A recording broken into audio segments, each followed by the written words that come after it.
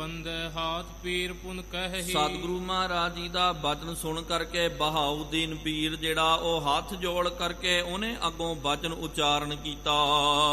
ਧੰਨ ਧੰਨ ਸ੍ਰੀ ਨਾਨਕ ਅਹੈ ਕਹਿੰਦਾ ਧੰਨ ਸ੍ਰੀ ਗੁਰੂ ਨਾਨਕ ਦੇਵ ਜੀ ਮਹਾਰਾਜ। ਆਪਾਂ ਵੀ ਪਿਆਰਿਓ ਹਾਜ਼ਰੀ ਲਵਾਈਏ, ਰਸਨਾ ਨੂੰ ਪਵਿੱਤਰ ਕਰੀਏ। ਧੰਨ ਸ੍ਰੀ ਗੁਰੂ ਨਾਨਕ ਦੇਵ ਜੀ ਮਹਾਰਾਜ, ਧੰਨ ਸ੍ਰੀ ਗੁਰੂ ਨਾਨਕ ਦੇਵ ਜੀ ਮਹਾਰਾਜ। ਇੰਜ ਉਹਨੇ ਮਹਾਰਾਜ ਜੀ ਨੂੰ ਧੰਨਤਾ ਦੇ ਯੋਗ ਕਿਹਾ। ਬੈਨ ਸੁਧਾ ਸਮ ਮ੍ਰਿਤ ਦੁਖ ਟਾਰੇ। ਆਪ ਜੀ ਦਾ ਜੋ ਬਚਨ ਹੈ ਇਹ ਅੰਮ੍ਰਿਤ ਦੇ ਵਤ ਹੈ। ਜਿਸ ਤਰ੍ਹਾਂ ਕਿ ਕਿਸੇ ਜੀਵ ਨੂੰ ਅੰਮ੍ਰਿਤ ਦੀ ਪ੍ਰਾਪਤੀ ਹੋ ਜਾਵੇ। ਅਸਲ ਦੇ ਵਿੱਚ ਪਿਆਰਿਓ ਇਹ ਸੰਸਕ੍ਰਿਤ ਦਾ ਸ਼ਬਦ ਹੈ ਅੰਮ੍ਰਿਤ ਕਰਕੇ। ਇਹ ਜੋ ਹੈ ਮ੍ਰਿਤ ਧਾਤੂ ਦੇ ਨਾਲ ਬਣਿਆ ਹੋਇਆ, ਲੇਕਿਨ ਇਹਨੂੰ ਲੱਗ ਗਿਆ ਐੜਾ ਅਮ੍ਰਿਤਯੂ, ਭਾਵ ਕਿ ਜਿੱਥੇ ਮੌਤ ਨਾ ਆਵੇ, ਜੋ ਮੌਤ ਤੋਂ ਪਰੇ ਹੋ ਜਾਂਦਾ, ਜੋ ਮੌਤ ਤੋਂ ਰਹਿਤ ਹੋ ਜਾਂਦਾ, ਉਹਨੂੰ ਪਿਆਰਿਓ ਅੰਮ੍ਰਿਤ ਕਹਿੰਦੇ ਹਨ।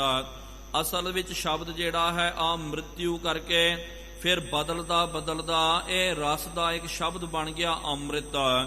ਜਿਸ ਤਰ੍ਹਾਂ ਕਿ ਕੋਈ ਅੰਮ੍ਰਿਤ ਦੀ ਪ੍ਰਾਪਤੀ ਕਰ ਲਵੇ, ਅੰਮ੍ਰਿਤ ਪੀਆ ਅਮਰ ਸੋ ਹੁਆ, ਉਹ ਅਮਰ ਹੋ ਜਾਂਦਾ, ਉਹਨਾਂ ਨੂੰ ਮੌਤ ਲਾਗੇ ਨਹੀਂ ਲੱਗਦੀ ਹੈ। ਰਾਵਰ ਕੋ ਅਮੋਘ ਦਰਸਾਰੇ। ਆਪ ਜੀ ਦਾ ਦਰਸ ਅਮੋਘ ਬਾਣ ਹੈ। ਅਮੋਘ ਬਾਣ ਪਿਆਰਿਓ ਉਹਨੂੰ ਕਿਹਾ ਜਾਂਦਾ ਕਿ ਜੋ ਬਾਣ ਚਲਾ ਦਿਓ, ਜੋ ਆਪਣੇ ਲਕਸ਼ ਨੂੰ ਵਿਨ ਕਰਕੇ ਰੱਖਦਾ ਹੈ, ਆਪਣੇ ਟਾਰਗੇਟ ਨੂੰ ਪਾੜ ਕਰਕੇ ਰੱਖ ਦਿੰਦਾ, ਉਹਨੂੰ ਅਮੋਘ ਬਾਣ ਬੋਲਦੇ ਹਨ।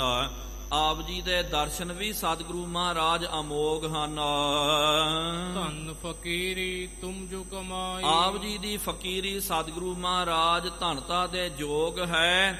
ਆਪ ਜੀ ਨੇ ਬਹੁਤ ਮਹਾਰਾਜ ਫਕੀਰੀ ਨੂੰ ਕਮਾਉਣਾ ਕੀਤਾ ਹੈ। ਜਿਸ ਕੀ ਏ ਵੱਡ ਵਡਿਆਈ। ਆਪ ਜੀ ਦੀ ਬਹੁਤ ਵੱਡੀ ਵਡਿਆਈ ਸੰਸਾਰ ਦੇ ਵਿੱਚ ਹੋ ਰਹੀ ਹੈ। ਸਾਰਾ ਜਗਤ ਆਪ ਜੀ ਦਾ, ਬਾਬੇ ਤਾਰੇ ਚਾਰ ਚੱਕ, ਨੌ ਖੰਡ ਪ੍ਰਿਥਵੀ ਸੱਚਾ ਢੋਆ, ਗੁਰਮੁਖ ਕਲ ਵਿੱਚ ਪ੍ਰਗਟ ਹੋਆ। ਆਪ ਜੀ ਕਲਯੁਗ ਦੇ ਵਿੱਚ ਪ੍ਰਗਟ ਹੋ ਗਏ ਹੋ।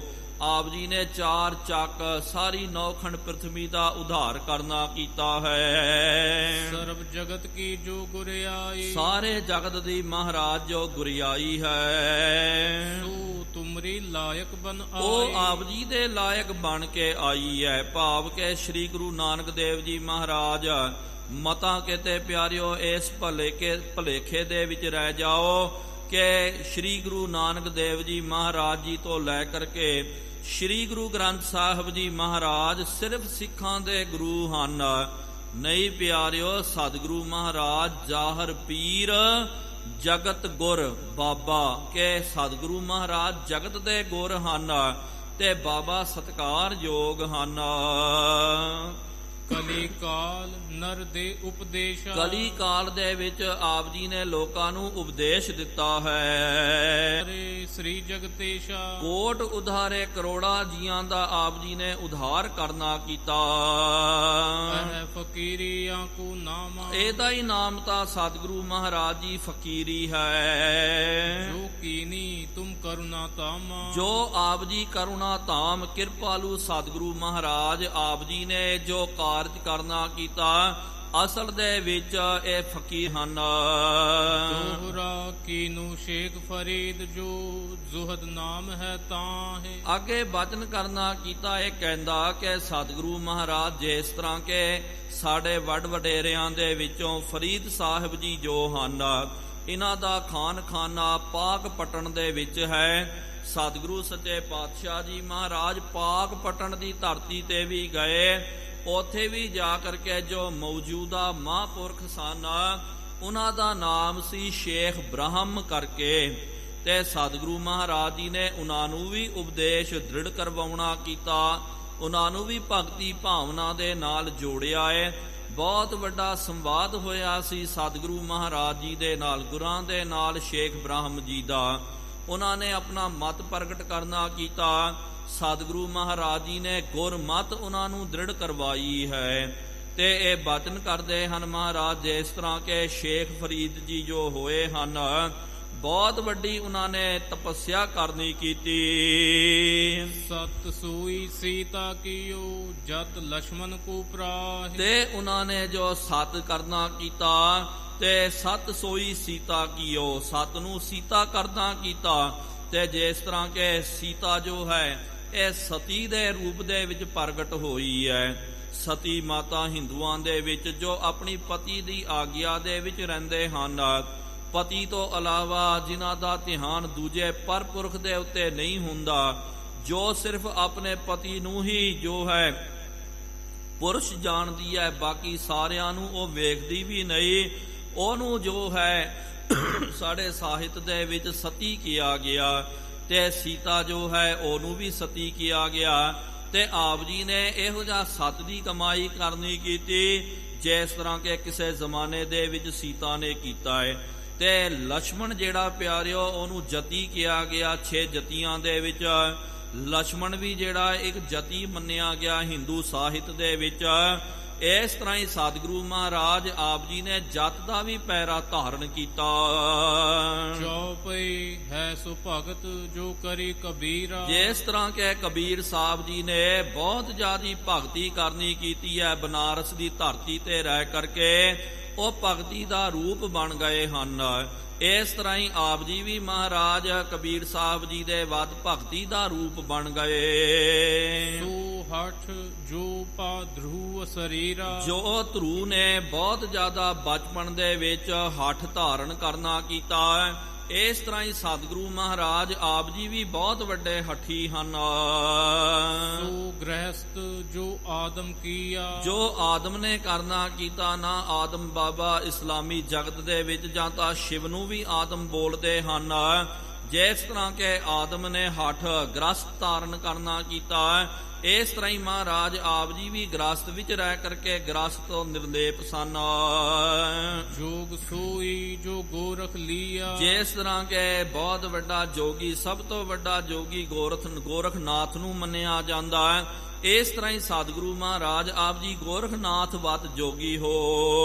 ਤਿਆਗਨ ਸੋਈ ਜੋ ਭਰਥਰ ਕੀਨੋ। ਜੋ ਭਰਥਰੀ ਨੇ ਸਾਰਿਆਂ ਦਾ ਤਿਆਗ ਕਰ ਦਿੱਤਾ ਸੀ, ਭਾਵ ਕਿ ਆਪਣਾ ਰਾਜ ਪਾਟ ਤਿਆਗੀਆਂ ਦੇ ਵਿੱਚ ਬਹੁਤ ਵੱਡਾ ਤਿਆਗੀ ਮੰਨਿਆ ਜਾਂਦਾ। ਭਰਥਰੀ ਰਿਸ਼ੀ ਬਾਅਦ ਦੇ ਵਿੱਚ ਇਹ ਸੰਤ ਬਣ ਗਿਆ।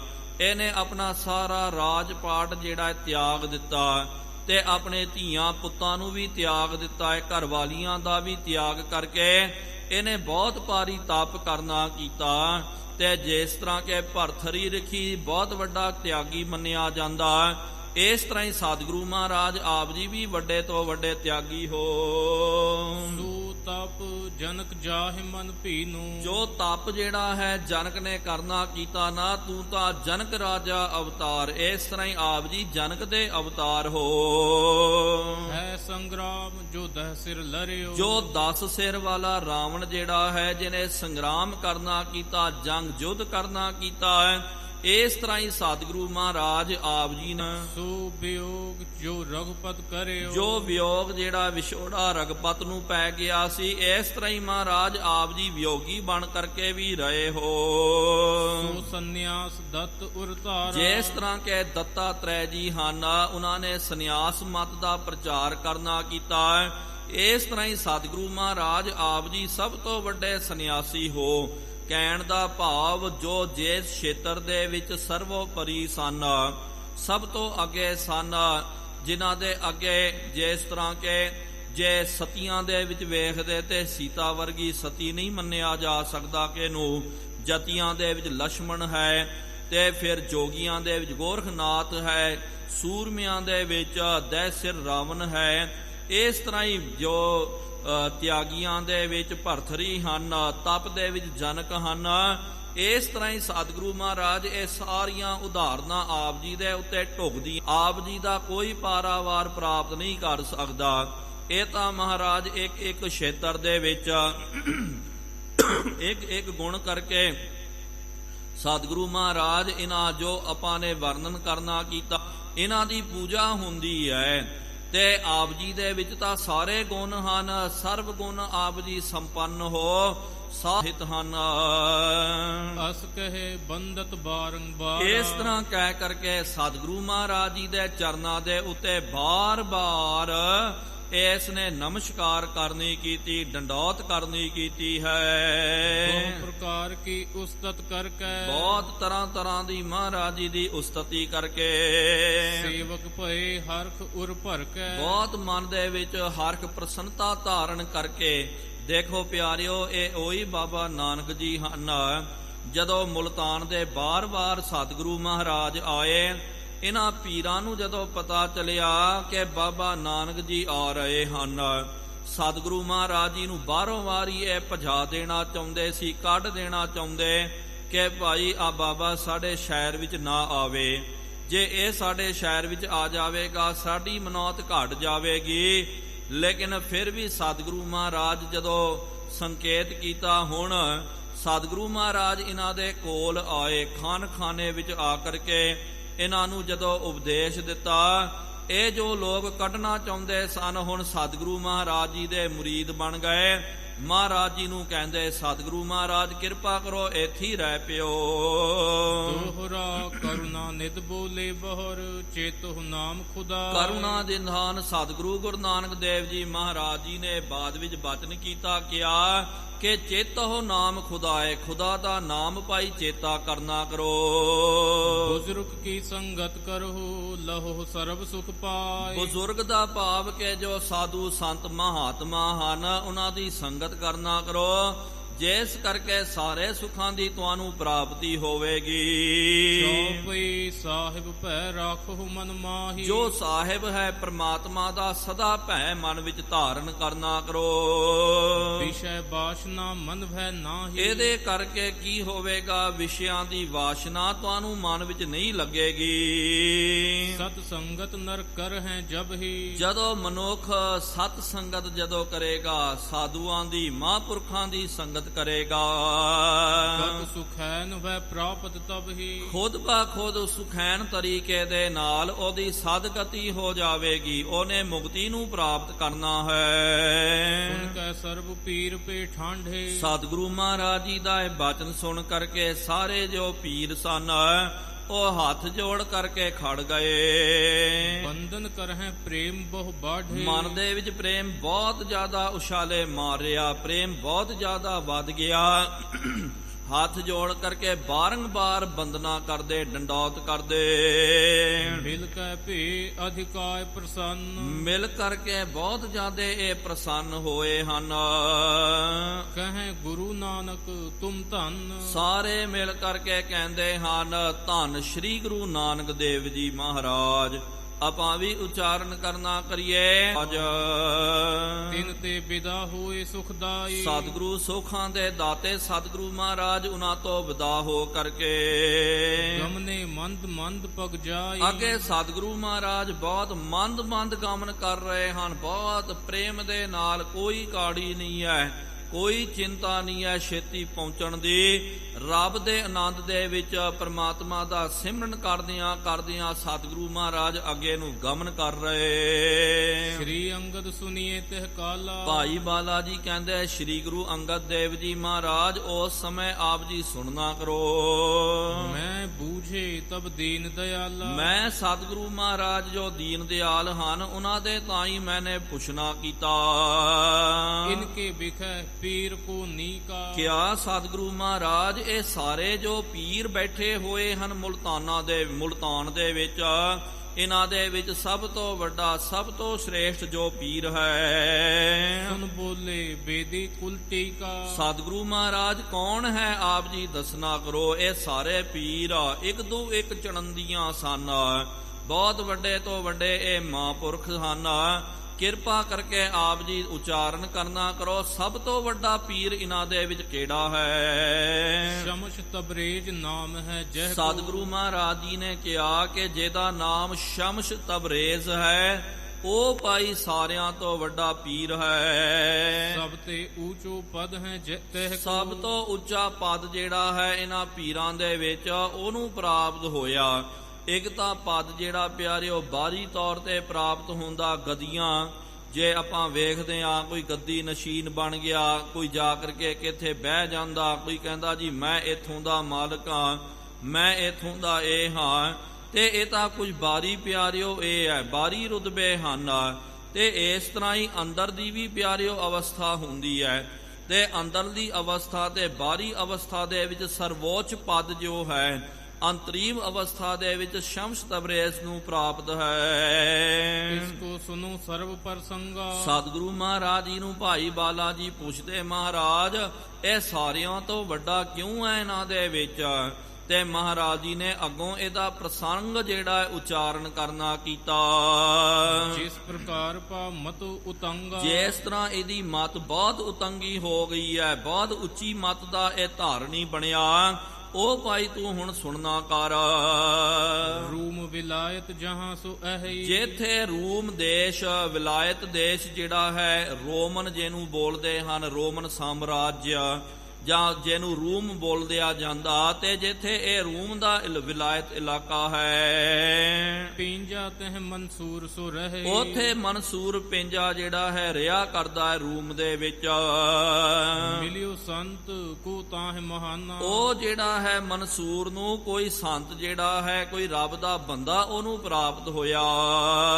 ਸਗਰੋ ਜੀਵ ਭਾਵ ਕੇ ਹਾਨਾ। ਉਹਦੇ ਸੰਗਤ ਦੇ ਵਿੱਚ ਰਹਿ ਕਰਕੇ ਉਹਨੇ ਬਹੁਤ ਜ਼ਿਆਦਾ ਨਾਮ ਜਪਣਾ ਕੀਤਾ, ਬਹੁਤ ਜ਼ਿਆਦੀ ਬੰਦਗੀ ਕਰਨੀ ਕੀਤੀ, ਜਿਸ ਕਰਕੇ ਜੀਵ ਦੀ ਜੋ ਭਾਵਨਾ ਜੋ ਹੈ, ਉਹ ਜੀਵ ਦੀ ਭਾਵਨਾ ਖਤਮ ਹੋ ਗਈ। ਸਿਰਫ ਆਤਮਾ ਦਾ ਭਾਵ ਜਿਹੜਾ ਹੈ ਉਹਦੇ ਮਨ ਵਿੱਚ ਰਹਿ ਗਿਆ ਸੀ ਮਨਸੂਰ ਦੇ। ਅਨਲ ਹੱਕ ਬੋਲਿਓ ਬਖਿਆਤਾ। ਇਸ ਤਰ੍ਹਾਂ ਜਦੋਂ ਅਵਸਥਾ ਉਹਦੀ ਪੱਕ ਗਈ ਤੇ ਮਨਸੂਰ ਅਲ-ਹਿਲਾਸ, ਮਨਸੂਰ ਜਿਹਨੂੰ ਕਿਹਾ ਜਾਂਦਾ, ਉਹਨੇ ਫਿਰ ਅਨਲ ਹੱਕ ਦਾ ਨਾਰਾ ਜਿਹੜਾ ਹੈ ਬੁਲੰਦ ਕਰਨਾ ਕੀਤਾ, ਜਿਹਨੂੰ ਹਿੰਦੂ ਮਤ ਦੇ ਵਿੱਚ, ਸੰਸਕ੍ਰਿਤ ਦੇ ਵਿੱਚ ਅਹੰ ਬ੍ਰਹਮਾਸਮੀ ਕਿਹਾ ਜਾਂਦਾ, ਤਤਵਮਸੀ ਸਵੇਤ ਕੇਤੂ ਕਿਹਾ ਜਾਂਦਾ, ਤਤ ਤੂੰ ਹੀ ਕਿਹਾ ਜਾਂਦਾ, ਅਹੰ ਬ੍ਰਹਮ ਈਸ਼ਮੀ ਵੀ ਕਿਹਾ ਜਾਂਦਾ। ਉਹ ਅਵਸਥਾ ਦਾ ਇਹ ਮਾਲਕ ਬਣ ਗਿਆ ਤੇ ਇਹਨੇ ਅਨਲ ਹੱਕ ਦਾ ਨਾਰਾ ਬੁਲੰਦ ਕਰਨਾ ਕੀਤਾ। ਇਹਦਾ ਭਾਵ ਹੈ ਕਿ ਮੈਂ ਹੀ ਖੁਦਾ ਹਾਂ, ਖੁਦਾ ਮੇਰੇ ਅੰਦਰ ਹੈ। ਤੇ ਜਦੋਂ ਆਪਾਂ ਉਹਦਾ ਜਾਪ ਕਰਦੇ ਹਾਂ, ਮਹਾਰਾਜ ਜੀ ਨੇ ਵੀ ਕਿਹਾ ਨਾ, ਤੂੰ ਤੂੰ ਕਰਤਾ ਤੂੰ ਹੁਆ, ਮੁਝ ਮੈਂ ਰਹਾ ਨਾ ਹੂੰ, ਜਬ ਆਪਾ ਪਰਕਾ ਮਿਟ ਗਿਆ, ਜਤ ਦੇਖੋ ਤਤ ਤੂੰ। ਗੁਨਾਹ ਦੇ ਵਿੱਚ ਉਹ ਸਮਾ ਜਾਂਦਾ ਹੈ। ਇਸ ਤਰ੍ਹਾਂ ਹੀ ਰੱਬ ਦੀ ਇਬਾਦਤ ਕਰਦਿਆਂ ਅਲ-ਹਿਲਾਜ਼ ਮਨਸੂਰ ਜੋ ਹੈ, ਉਹਦੇ ਸਰੀਰ ਦੀ ਭਾਵਨਾ ਖਤਮ ਹੋ ਗਈ, ਜੜ ਭਾਵਨਾ ਖਤਮ ਹੋ ਗਈ, ਤੇ ਉਹ ਸਿਰਫ ਆਤਮਿਕ ਭਾਵਨਾ ਦੇ ਵਿੱਚ, ਆਤਮਾ ਦੇ ਵਿੱਚ ਟਿਕ ਗਿਆ। ਤਾਂ ਉਹਨੇ ਵਚਨ ਕੀਤਾ ਕਿ ਮੈਂ ਹੀ ਰੱਬ ਹਾਂ, ਰੱਬ ਮੇਰੇ ਵਿੱਚ ਹੈ। ਜਿਹ ਉਰਤੇ ਪੀ ਦ્વੈਤ ਨਿਪਾਤਾ। ਜਿਹਦੇ ਮਨ ਦੇ ਵਿੱਚੋਂ ਦ્વੈਤ ਬਿਲਕੁਲ ਖਤਮ ਹੋ ਗਈ ਸੀ, ਕੋਈ ਦੂਈ ਨਹੀਂ ਰਹੀ, ਸਭ ਗੋਬਿੰਦ ਹੈ, ਸਭ ਗੋਬਿੰਦ ਹੈ। ਇਹ ਅਵਸਥਾ ਉਹਦੀ ਬਣ ਗਈ ਸੀ ਮਨਸੂਰ ਦੀ। ਤਹਿਪੁਰ ਰਹਿਤ ਏਕ ਮੌਲਾਨਾ। ਉਸ ਨਗਰ ਦੇ ਵਿੱਚ ਇੱਕ ਮੁਲਾਣਾ ਜਿਹੜਾ ਹੈ ਰੂਮ ਦੇ ਵਿੱਚ ਰਹਿੰਦਾ। ਤੁਰਕ ਸ਼ਰਾਮਤ ਚਲਨ ਮਹਾਨਾ। ਤੇ ਉਹ ਤੁਰਕਾਂ ਦੀ ਸ਼ਰਾ ਜੋ ਹੈ, ਸ਼ਰੀਅਤ ਦੇ ਵਿੱਚ ਤੁਰਕ ਤਰੀਕਤ ਜਾਣੀ ਹੈ, ਹਿੰਦੂ ਵੇਦ ਪੁਰਾਣ। ਤੁਰਕ ਜੋ ਹਨ ਇਹ ਸ਼ਰਾ ਦੇ ਵਿੱਚ ਬੜੇ ਪਾਬੰਦ ਹੁੰਦੇ ਹਨ, ਤੇ ਇਹ ਸ਼ਰਾ, ਇਹਨਾਂ ਦੇ ਸ਼ਰਾ ਦੇ ਕਰਕੇ ਕੱਟਰਵਾਦ ਦਾ ਜਨਮ ਹੁੰਦਾ। ਤੇ ਉਹ ਮੁਲਾਣਾ ਜਿਹੜਾ ਹੈ ਉਹ ਸ਼ਰੀਆ ਦਾ ਬਹੁਤ ਜ਼ਿਆਦਾ ਪਾਲਨ ਕਰਦਾ ਸੀ, ਬੜਾ ਕੱਟਰ ਸੀ ਮੁਸਲਮਾਨ। ਅਨਲ ਹੱਕ ਬੋਲਤ ਤੈ ਸੁਨਿਓ। ਇੱਕ ਦਿਨ ਅਲ-ਹਿਲਾਸ ਮਨਸੂਰ ਜਿਹੜਾ ਹੈ, ਉਹਨੇ ਰੱਬ ਦੀ ਇਬਾਦਤ ਕਰਦਿਆਂ ਉਹਨੇ ਫਿਰ ਨਾਰਾ ਦਿੱਤਾ, ਅਨਲ ਹੱਕ, ਭਾਵ ਕਿ ਮੈਂ ਹੀ ਰੱਬ ਹਾਂ, ਮੈਂ ਹੀ ਰੱਬ ਹਾਂ। ਇਹ ਜਦੋਂ ਮੁਲਾਣੇ ਦੇ ਕੰਨ ਵਿੱਚ ਇਹ ਬਚਨ ਪਏ, ਰਹਿਓ ਹਟਾਏ ਅਧਿਕ ਡਰ ਭੰਨਿਓ। ਉਹਨੇ ਕੀ ਕਰਨਾ ਕੀਤਾ, ਮੁਲਾਣੇ ਨੇ ਜਾ ਕਰਕੇ ਮਨਸੂਰ ਨੂੰ ਬੜਾ ਸਮਝਾਇਆ, ਕਿਹਾ ਕਿ ਭਾਈ ਆ ਨਾ ਬੋਲਣਾ ਕਰ, ਇਸਲਾਮ ਦੇ ਵਿੱਚ ਇਹਦੀ ਮਨਾਹੀ ਹੈ, ਸ਼ਰੀਆ ਦੇ ਵਿੱਚ ਇਹਦੀ ਮਨਾਹੀ ਹੈ। ਅਨਲ ਹੱਕ, ਆਪਾਂ ਕਹਿੰਦੇ ਆ ਲਾ ਇਲਾ ਇਲਿਲਾ, ਭਾਵ ਕਿ ਅੱਲਾ ਇੱਕ ਹੈ, ਉਹ ਤੋਂ ਇਲਾਵਾ ਕੋਈ ਅੱਲਾ ਨਹੀਂ ਹੈ। ਲੇਕਿਨ ਤੂੰ ਕਹਿੰਦਾ ਮੈਂ ਹੀ ਅੱਲਾ ਹਾਂ, ਮੈਂ ਹੀ ਖੁਦਾ ਹਾਂ, ਤੇ ਇਸਲਾਮ ਦੇ ਵਿੱਚ, ਸ਼ਰੀਆ ਦੇ ਵਿੱਚ ਇਹਦੀ ਮਨਾਹੀ ਹੈ। ਇਹ ਤੂੰ ਬਚਨ ਨਾ ਬੋਲਣਾ ਕਰ। ਬੜਾ ਡਰ ਦਿੱਤਾ, ਜੇ ਤੂੰ ਬੋਲੇਗਾ ਤੈਨੂੰ ਮਾਰ ਦਿੱਤਾ ਜਾਵੇਗਾ, ਖਤਮ ਕੀਤਾ ਜਾਵੇਗਾ। ਜਾਂ ਕੋ ਇਹ ਵਤ ਪ੍ਰਾਪਤ ਹੋਈ, ਅਗੋਂ ਜਿੱਥੋਂ ਇਹ ਵਸਤੂ ਜਿਹੜੀ ਪ੍ਰਾਪਤ ਹੋਈ ਹੈ, ਡਰ ਕਹਿ ਕੋ ਨਹਿ ਮਾਨਤ ਸੋਈ। ਉਹ ਇੱਥੇ ਕਬੀਰਾਜ ਜੀ ਕਹਿੰਦੇ ਹਨ ਕਿ ਜਿਹੜਾ ਭਾਈ ਨਿਰਭਉ ਜਪੈ ਸਗਲ ਭਉ ਮਿਟੈ, ਪ੍ਰਭ ਕਿਰਪਾ ਤੇ ਪ੍ਰਾਣੀ ਛੁਟੈ। ਜਿਹੜੇ ਨਿਰਭਉ ਪ੍ਰਮਾਤਮਾ ਦਾ ਆਰਾਧਨ ਕਰਦੇ ਹਨ ਤੇ ਸੱਚ ਜਾਣੋ ਉਹ ਵੀ ਨਿਰਭਉ ਬਣ ਜਾਂਦੇ ਹਨ। ਉਹਨਾਂ ਦੇ ਅੰਦਰ ਵੀ ਉਹ ਕਿਹਦੀ ਕਾਨ ਕਨੌੜ ਨਹੀਂ ਕਰਦੇ, ਭੈ ਨਹੀਂ ਰਹਿ ਜਾਂਦਾ ਤੇ ਭੈ ਉਹਨਾਂ ਦਾ ਜਿਹੜਾ ਹੈ ਖਤਮ ਹੋ ਜਾਂਦਾ ਹੈ। ਇਸ ਤਰ੍ਹਾਂ ਹੀ ਮਨਸੂਰ ਦਾ ਵੀ ਜੋ ਭੈ ਜੋ ਹੈ ਬਿਲਕੁਲ ਖਤਮ ਹੋ ਗਿਆ। ਉਹ ਕਿਹਦੀ ਕਾਨ ਕਨੌੜ ਥੋੜੀ ਮੰਨ ਸਕਦਾ। ਕਰਿਓ ਮੁੱਲਾ ਨੇ ਬਾਦ ਘਨੇਰਾ, ਮੁਲਾਣੇ ਨੇ ਕੀ ਕਰਨਾ ਕੀਤਾ, ਐਵੇਂ ਇਹ ਕਿੰਤੂ ਪਰੰਤੂ ਦਾ ਬਹੁਤ ਵੱਡਾ ਵਾਦ ਵਿਟੰਡਾ ਜਿਹੜਾ ਉਹਨੇ ਖੜਾ ਕਰ ਦਿੱਤਾ। ਕਿਉਂਕਿ ਇਹ ਜਿਹੜੇ ਸ਼ਤੀਰ ਲੋਕ ਹੁੰਦੇ, ਬੜੇ ਚਲਾਕ ਲੋਕ ਹੁੰਦੇ, ਕੀ ਕਰਦੇ ਹਨ ਪਿਆਰਿਓ, ਕੋਈ ਨਿੱਕੀ ਜੀ ਗੱਲ ਜਿਹੜੀ ਹੈ ਆਪਣੇ ਮਤਲਬ ਦੀ ਹੋਵੇ ਉਹਨੂੰ ਬਹੁਤ ਲਮਕਾ ਦੇਣਾ, ਬਹੁਤ ਵਧਾ ਚੜਾ ਕਰਕੇ, ਹਾਂ ਇਹਨੇ ਇੰਨਾ ਗਲਤ ਕੰਮ ਕੀਤਾ ਜੀ, ਇਹਨੇ ਉਹ ਕੀਤਾ ਜੀ, ਇਹਨੂੰ ਤਾਂ ਸਜ਼ਾ ਦੇਣੀ ਚਾਹੀਦੀ ਹੈ, ਇਹਨੂੰ ਮਾਰ ਦੇਣਾ, ਇਹਨੂੰ ਬਾਈਕਾਟ ਕਰ ਦੇਣਾ, ਇਹਨੂੰ ਧਰਮ ਤੋਂ ਖਾਰਜ ਕਰ ਦੇਣਾ। ਇਸ ਤਰ੍ਹਾਂ ਉਹ ਪਲਾਨ ਬਣਾਉਂਦੇ। ਕਈ ਵਾਰੀ ਪਿਆਰਿਓ ਕੀ ਹੁੰਦਾ, ਕਈ ਬਹੁਤ ਵੱਡੀਆਂ ਗਲਤੀਆਂ ਕਰ ਜਾਂਦੇ ਹਨ, ਲੇਕਿਨ ਉਹ ਬੰਦਾ ਜੇ ਆਪਣਾ ਹੋਵੇ, ਆਪਣਾ ਬੰਦਾ ਹੋਵੇ ਤੇ ਕਹਿ ਦਿੰਦੇ ਕੋਈ ਗੱਲ ਨਹੀਂ ਹੈ ਜੀ, ਚੱਲਦੇ ਰਹਿੰਦਾ ਜੀ, ਕੀ ਬੋਲਿਆ ਉਹਨੇ, ਐਵੇਂ ਤੁਸੀਂ ਕਿੰਤੂ ਪਰੰਤੂ ਕਰ ਰਹੇ। ਇਹ ਪਿਆਰਿਓ ਸਮਝਣ ਵਾਲੀ ਗੱਲ ਹੁੰਦੀ ਹੈ। ਤੇ ਜੋ ਇਹੋ ਜਿਹੇ ਬੇਈਮਾਨ ਲੋਕ ਹੁੰਦੇ ਹਨ, ਜੇ ਉਹਨਾਂ ਦੀ ਮਤਲਬ ਦੀ ਗੱਲ ਹੋਵੇ ਤੇ ਫਿਰ ਨਿੱਕੀ ਜੀ ਗੱਲ ਜਿਹੜੀ ਹੈ ਉਹਨੂੰ ਬਹੁਤ ਵਧਾ ਚੜਾ ਕਰਕੇ ਅਗਲੇ ਨੂੰ ਦੋਸ਼ੀ ਸਾਬਤ ਕਰ ਦੇਣਾ। ਤੇ ਆਪਣੀ ਮਤਲਬ ਦੀ ਗੱਲ ਹੋਵੇ, ਆਪਣਾ ਬੰਦਾ ਜੇ ਫਸ ਜਾਵੇ, ਗਲਤੀ ਉਹਨੇ ਬਹੁਤ ਵੱਡੀ ਕੀਤੀ, ਤਾਂ ਉਹਨੂੰ ਫਿਰ ਮਾਫ ਕਰ ਦੇਣਾ, ਇੱਕਦਮ ਉਹਨੂੰ ਕਲੀਨ ਚਿੱਟ ਦੇ ਦੇਣਾ, ਕਹਿ ਦੇਣਾ ਜੀ ਕੋਈ ਗੱਲ ਨਹੀਂ ਹੈ, ਚੱਲਦੇ ਰਹਿੰਦਾ, ਐਵੇਂ ਕਿੰਤੂ ਪਰੰਤੂ ਕਰਦੇ। ਇਹੀ ਤਾਂ ਪਿਆਰਿਓ ਅੱਜ ਸਮਾਜ ਦੇ ਵਿੱਚ, ਧਰਮਾਂ ਦੇ ਵਿੱਚ ਸਾਨੂੰ ਵੇਖਣ ਵਾਲਾ। ਸਤਿਗੁਰੂ ਮਹਾਰਾਜ ਜੀ ਨੇ ਵੀ ਬਚਨ ਕਰਨਾ ਕੀਤਾ ਨਾ। ਸਤਿਗੁਰੂ ਮਹਾਰਾਜ ਜੀ ਨੇ ਕਿਹਾ ਧਰਮ ਤੋਂ ਤੋੜਨ ਵਾਲੇ ਔਰ ਕੋਈ ਨਹੀਂ ਹਨ। ਕੋਈ ਜਿਹੜੀ ਹੈ ਨਾਸਤਕ ਜਾਂ ਕੋਈ ਓਪਰਾ ਬੰਦਾ ਪਿਆਰਿਓ ਕੋਈ ਕਦੇ ਨਹੀਂ ਤੋੜ ਸਕਦਾ। ਆਪਣੇ ਜਿਹੜੇ ਵੈਰੀ ਜਦੋਂ ਬਣ ਜਾਂਦੇ, ਆਪਣੇ ਜਦੋਂ ਬਾਗੀ ਇਹ ਕਰ ਜਾਂਦੇ ਹਨ, ਮਹਾਰਾਜ ਨੇ ਕਿਹਾ ਨਾ ਪੰਡਤ ਪਾੜੀ ਬਾਟ। ਤੇ ਫਿਰ ਜਿਹੜੇ ਜੋਗੀ ਹਨ, ਮਲਾਣੇ ਹਨ, ਪੰਡਤ ਆਦਿਕ, ਇਹਨਾਂ ਨੇ ਪਿਆਰਿਓ ਇਹੋ ਜੀ ਬਾੜ ਪਾ ਕਰਕੇ ਰੱਖ ਦਿੱਤੀ ਹੈ, ਤਰੇੜਾਂ ਪਾ ਕਰਕੇ ਰੱਖ ਦਿੱਤੀਆਂ, ਜਿਸ ਕਰਕੇ ਆਮ ਵਿਅਕਤੀ ਜੋ ਹੈ ਧਰਮ ਦੇ ਨਾਲ ਜੁੜਨ ਤੋਂ ਉਹ ਸੰਕੋਚ ਕਰਦਾ। ਇਹ ਬਹੁਤ ਵੱਡੀ ਪਿਆਰਿਓ ਖਾਮੀ ਹੈ। ਤਾਂ ਹੀ ਤਾਂ ਬਹੁਤ ਸਾਰੇ ਲੋਕ ਜਦੋਂ ਧਰਮ ਦੇ, ਜਦੋਂ ਗੁਰੂ ਘਰਾਂ ਦੇ ਵਿੱਚੋਂ ਵੀ ਜਾਂ ਮੰਦਰਾਂ ਮਸੀਤਾਂ ਦੇ ਵਿੱਚੋਂ ਵੀ ਉਹਨਾਂ ਨੂੰ ਇਨਸਾਫ ਨਹੀਂ ਮਿਲਦਾ ਤੇ ਹੱਕ ਦੀ ਗੱਲ ਨਹੀਂ ਹੁੰਦੀ ਹੈ, ਉਹ ਟੁੱਟ ਜਾਂਦੇ ਹਨ। ਮੁਲਾਣਾ ਵੀ ਉਹਨੇ ਕੀ ਕਰਨਾ ਕੀਤਾ, ਕਬੀਰਾਜ ਜੀ ਨੇ ਕਿਹਾ ਨਾ ਗੱਲ ਬੜੀ ਛੋਟੀ ਸੀ, ਕੋਈ ਮਾਇਨੇ ਥੋੜੀ ਰੱਖਦੀ ਹੈ ਇਹ ਗੱਲ, ਲੇਕਿਨ ਇਹ ਬੰਦੇ ਹੁੰਦੇ ਹਨ, ਬੜੇ ਸ਼ਤੀਰ ਹੁੰਦੇ ਹਨ। ਕੋਈ ਨਿੱਕੀ ਜੀ ਗੱਲ, ਕੋਈ ਦੁਸ਼ਮਣ ਆ ਜਾਵੇ, ਨਿੱਕੀ ਜੀ ਗੱਲ ਨੂੰ ਵਧਾ ਚੜਾ ਕਰਕੇ ਖਤਮ ਕਰ ਦੇਣਾ। ਦੋਸਤ ਆ ਜਾਵੇ ਤੇ ਫਿਰ ਵੱਡੀ ਗੱਲ ਜਿਹੜੀ ਹੈ ਉਹਨੂੰ ਸੰਖਿਪਤ ਦੇ ਵਿੱਚ ਕਿ ਉਹਨੂੰ ਮਾਫ ਕਰ ਦੇਣਾ, ਕਲੀਨ ਚਿੱਟ ਦੇ ਦੇਣਾ। ਇਸ ਤਰ੍ਹਾਂ ਗਲਤੀ ਤਾਂ ਬਹੁਤ ਛੋਟੀ ਸੀ, ਕੋਈ ਬਚਨੀ ਨਹੀਂ ਸੀ, ਲੇਕਿਨ ਇਹਨੂੰ ਬਹੁਤ ਜ਼ਿਆਦਾ ਉਹਨੇ ਹਵਾ ਦਿੱਤੀ, ਬਹੁਤ ਜ਼ਿਆਦਾ ਤੂਲ ਦਿੱਤਾ ਕਿ ਲਓ ਜੀ ਇਹ ਕਾਫਰ ਜਿਹੜਾ ਹੈ ਇਹ ਕੁਫਰ ਤੋਲ ਰਿਹਾ, ਸ਼ਰੀਆ ਦੇ ਵਿਰੁੱਧ ਜਾ ਰਿਹਾ, ਇਹ ਬੋਲ ਰਿਹਾ ਕਿ ਮੈਂ ਹੀ ਅਨਲ ਹੱਕ ਹਾਂ, ਅਨਲ ਹੱਕ ਹਾਂ, ਮੇਰੇ ਵਿੱਚ ਰੱਬ ਹੈ, ਮੈਂ ਰੱਬ ਹਾਂ ਕਰਕੇ। ਨਹਿ ਮਾਨਿਓ ਗਹਿ ਲੀਏ ਬਿੰਦੇਰਾ, ਬੜਾ ਉਹਨੂੰ ਸਮਝਾਇਆ ਮਨਸੂਰ ਵੀ, ਲੇਕਿਨ ਰੱਬ ਦੇ ਪਿਆਰੇ ਪਿਆਰਿਓ ਥੋੜੀ ਡਰਦੇ ਹਨ, ਉਹ ਤਾਂ ਨਿਰਭੀਕ ਰਹਿੰਦੇ ਹਨ। ਬੜਾ ਸਮਝਾਇਆ ਕਿ ਆ ਤੂੰ ਚੁੱਪ ਹੋ ਜਾ, ਤੇਰਾ ਮੂੰਹ ਬੰਦ ਕਰ ਦੇਵਾਂਗੇ। ਉਹ ਉਸ ਤਰ੍ਹਾਂ ਹੀ ਅੜਿਆ ਰਿਹਾ ਆਪਣੇ ਬਚਨਾਂ ਦੇ ਉੱਤੇ, ਉਹਨੂੰ ਫੜ ਕੇ ਕੈਦ ਵਿੱਚ ਪਾ ਦਿੱਤਾ ਗਿਆ। ਸੂਲੀ ਪਰ ਸੋ ਦੀਨ ਚੜਾਈ, ਸੂਲੀ ਦੇ ਉੱਤੇ ਪਿਆਰਿਓ ਉਹਨੂੰ ਜਿਹੜਾ ਹੈ ਚੜਾ ਦਿੱਤਾ ਗਿਆ। ਅਸਲ ਦੇ ਵਿੱਚ ਸੂਲੀ ਜਿਹੜੀ ਹੁੰਦੀ ਨਾ, ਅੱਜ ਆਪਾਂ ਕਈ ਵਾਰੀ ਵੇਖਦੇ ਹਾਂ ਕਿ ਕਿ ਇਹਨੂੰ ਜੇ ਮੌਤ ਦੀ ਸਜ਼ਾ ਦਿੱਤੀ ਜਾਵੇ, ਆਪਾਂ ਬੋਲ ਦਿੰਦੇ ਜੀ ਉਹਨੂੰ ਸੂਲੀ ਦੇ ਉੱਤੇ ਟੰਗ ਦਿੱਤਾ ਗਿਆ। ਨਹੀਂ ਪਿਆਰਿਓ, ਫਾਂਸੀ ਜੋ ਹੈ ਇਹ ਵੱਖਰੀ ਹੁੰਦੀ ਹੈ। ਫਾਂਸੀ ਦਾ ਰੂਪ ਵੱਖਰਾ ਹੁੰਦਾ ਹੈ। ਉਹ ਗਲ ਵਿੱਚ ਰੱਸਾ ਪਾ ਕਰਕੇ, ਇਹਦੇ ਵਿੱਚ ਜ਼ਿਆਦਾ ਇਹ ਨਹੀਂ, ਸਿੱਧਾ ਗਲ ਵਿੱਚ ਰੱਸਾ ਪਾ ਕਰਕੇ ਬੰਦੇ ਨੂੰ ਲਮਕਾ ਦਿੰਦੇ ਹਨ।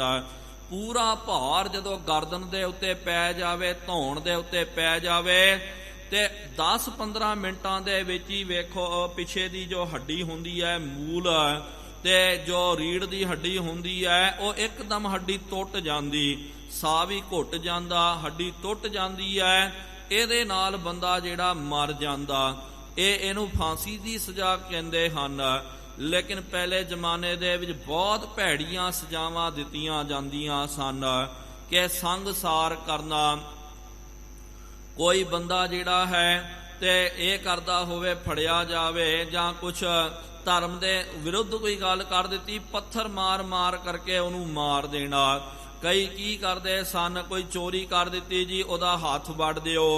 ਤੇ ਕਈ ਵਾਰੀ ਇਹੋ ਜਿਹੀਆਂ ਸਜ਼ਾਵਾਂ ਦਿੰਦੇ ਸਨ, ਘਸੀਟ ਕੇ ਲੈ ਕੇ ਜਾਣਾ। ਕਬੀਰ ਸਾਹਿਬ ਜੀ ਦਾ ਪਿਆਰਿਓ ਆਪਾਂ ਜੀਵਨ ਪੜ੍ਹਦੇ ਹਾਂ, ਗੁਰਬਾਣੀ ਦੇ ਵਿੱਚ ਵੀ ਬਚਨ ਆਇਆ, ਕਬੀਰ ਸਾਹਿਬ ਜੀ ਨੂੰ ਵੀ ਇਹ ਸਜ਼ਾਵਾਂ ਦਿੱਤੀਆਂ ਕਿ ਕੁੰਚਰ ਪੋਟ ਲੈ ਲੈ ਨਮਸਕਾਰੈ, ਬੂਝੀ ਨਹੀਂ ਕਾਜੀ ਅੰਧਿਆਰੈ। ਤੇ ਕਾਜੀ ਨੇ ਨਹੀਂ ਬੁਝਣਾ ਕੀਤਾ, ਲੇਕਿਨ ਕੁੰਚਰ ਹਾਥੀ ਵੀ ਸਮਝ ਗਿਆ। ਕੀ ਸਜ਼ਾ ਦਿੱਤੀ ਗਈ ਸੀ? ਕਬੀਰ ਦੇ ਹੱਥ ਪੈਰ ਬੰਨ ਕਰਕੇ ਖੂਨੀ ਹਾਥੀ ਜਿਹੜਾ ਪਾਗਲ ਹਾਥੀ ਦੇ ਅੱਗੇ ਸੁੱਟ ਦਿੱਤਾ ਜਾਵੇ। ਤੇ ਕਬੀਰ ਸਾਹਿਬ ਜੀ ਦੇ ਹੱਥ ਪੈਰ ਬੰਦ ਕਰਕੇ ਬਾਂਧ ਪਿਲਾ ਮੂੰਡ ਪਰ ਡਾਰਿਓ, ਇਹ ਸ਼ਬਦ ਸਤਿਗੁਰੂ ਮਹਾਰਾਜ ਜੀ ਦਾ ਪੂਰਾ ਸ਼ਬਦ ਇਸ ਪ੍ਰਥਾਏ ਆਉਂਦਾ। ਤੇ ਫਿਰ ਕੀ ਹੋਇਆ, ਹਾਥੀ ਦੇ ਸਾਹਮਣੇ ਰੱਖ ਦਿੱਤਾ ਕਬੀਰ ਸਾਹਿਬ ਜੀ ਨੂੰ, ਹੱਥ ਪੈਰ ਬੰਨ ਕੇ।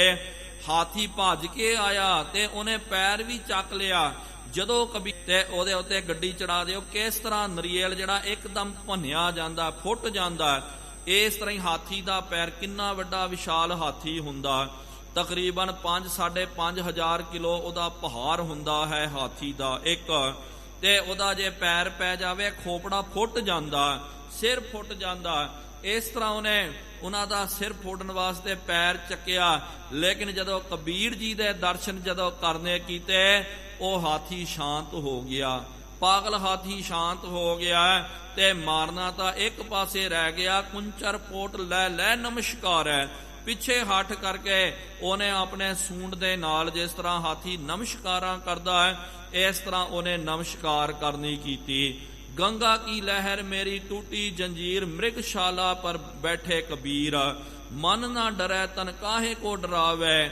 ਤੇ ਇਹ ਸ਼ਬਦ ਵੀ ਉਚਾਰਨ ਕਰਨਾ ਕੀਤਾ। ਇਹ ਵੀ ਸਜ਼ਾ ਦਿੱਤੀ ਗਈ ਸੀ ਕਿ ਹੱਥ ਪੈਰ ਬੰਦ ਕਰਕੇ ਕਬੀਰ ਨੂੰ ਪਾਣੀ ਦੇ ਵਿੱਚ ਸੁੱਟ ਦਿੱਤਾ ਜਾਵੇ। ਤੇ ਗੰਗਾ ਦੀ ਲਹਿਰ ਦੇ ਨਾਲ ਉਹਨਾਂ ਦੀ ਜੰਜੀਰ ਜਿਹੜੀ ਹੈ ਟੁੱਟ ਗਈ ਹੈ। ਇਹ ਜੋ ਇੱਥੇ ਪਿਆਰਿਓ ਸੂਲੀ ਦਾ ਵਿਸ਼ਾ ਜੋ ਚੱਲ ਰਿਹਾ, ਇਹ ਸੂਲੀ ਦੀ ਸਜ਼ਾ, ਇਹ ਸੂਲੀ ਦੀ ਸਜ਼ਾ ਪਿਆਰਿਓ ਬਹੁਤ ਕਠਿਨ ਹੁੰਦੀ ਹੈ। ਜਿਸ ਤਰ੍ਹਾਂ ਕਿ ਆਪਨੇ ਵੇਖਿਆ ਹੋਵੇਗਾ ਕਿ ਜੀਸਸ ਕ੍ਰਾਈਸਟ ਜੋ ਸਨ, ਯੇਸ਼ੂ, ਉਹਨਾਂ ਨੂੰ ਵੀ ਸੂਲੀ ਦੇ ਉੱਤੇ ਟੰਗਿਆ ਗਿਆ ਸੀ। ਅਸਲ ਦੇ ਵਿੱਚ ਸੂਲੀ ਦਾ ਮਤਲਬ ਕਿ ਐਨ ਕੁਝ ਸੂਲ ਚੁਬਾ ਕਰਕੇ ਮਾਰਨਾ। ਤੇ ਉੱਥੇ ਇਹ ਸਿਨਾਗਾਗ ਦੇ ਵਿੱਚ ਸਜ਼ਾ ਜਦੋਂ ਦਿੱਤੀ ਗਈ ਸੀ ਉਹਨਾਂ ਨੂੰ ਯਹੂਦੀਆਂ ਨੇ, ਤੇ ਹੱਥ ਪੈਰ ਜਿਹੜਾ ਉਹਨਾਂ ਨੂੰ ਵਿੰਨ ਦਿੱਤਾ ਗਿਆ, ਕੀਲਾਂ ਦੇ ਨਾਲ ਠੋਕ ਦਿੱਤਾ ਗਿਆ। ਤੇ ਇੱਕ ਬਰਛਾ ਜਿਹੜਾ ਉਹਨਾਂ ਦੇ ਪੇਟ ਵਿੱਚ ਮਾਰ ਕਰਕੇ ਕੱਢ ਦਿੱਤਾ ਗਿਆ।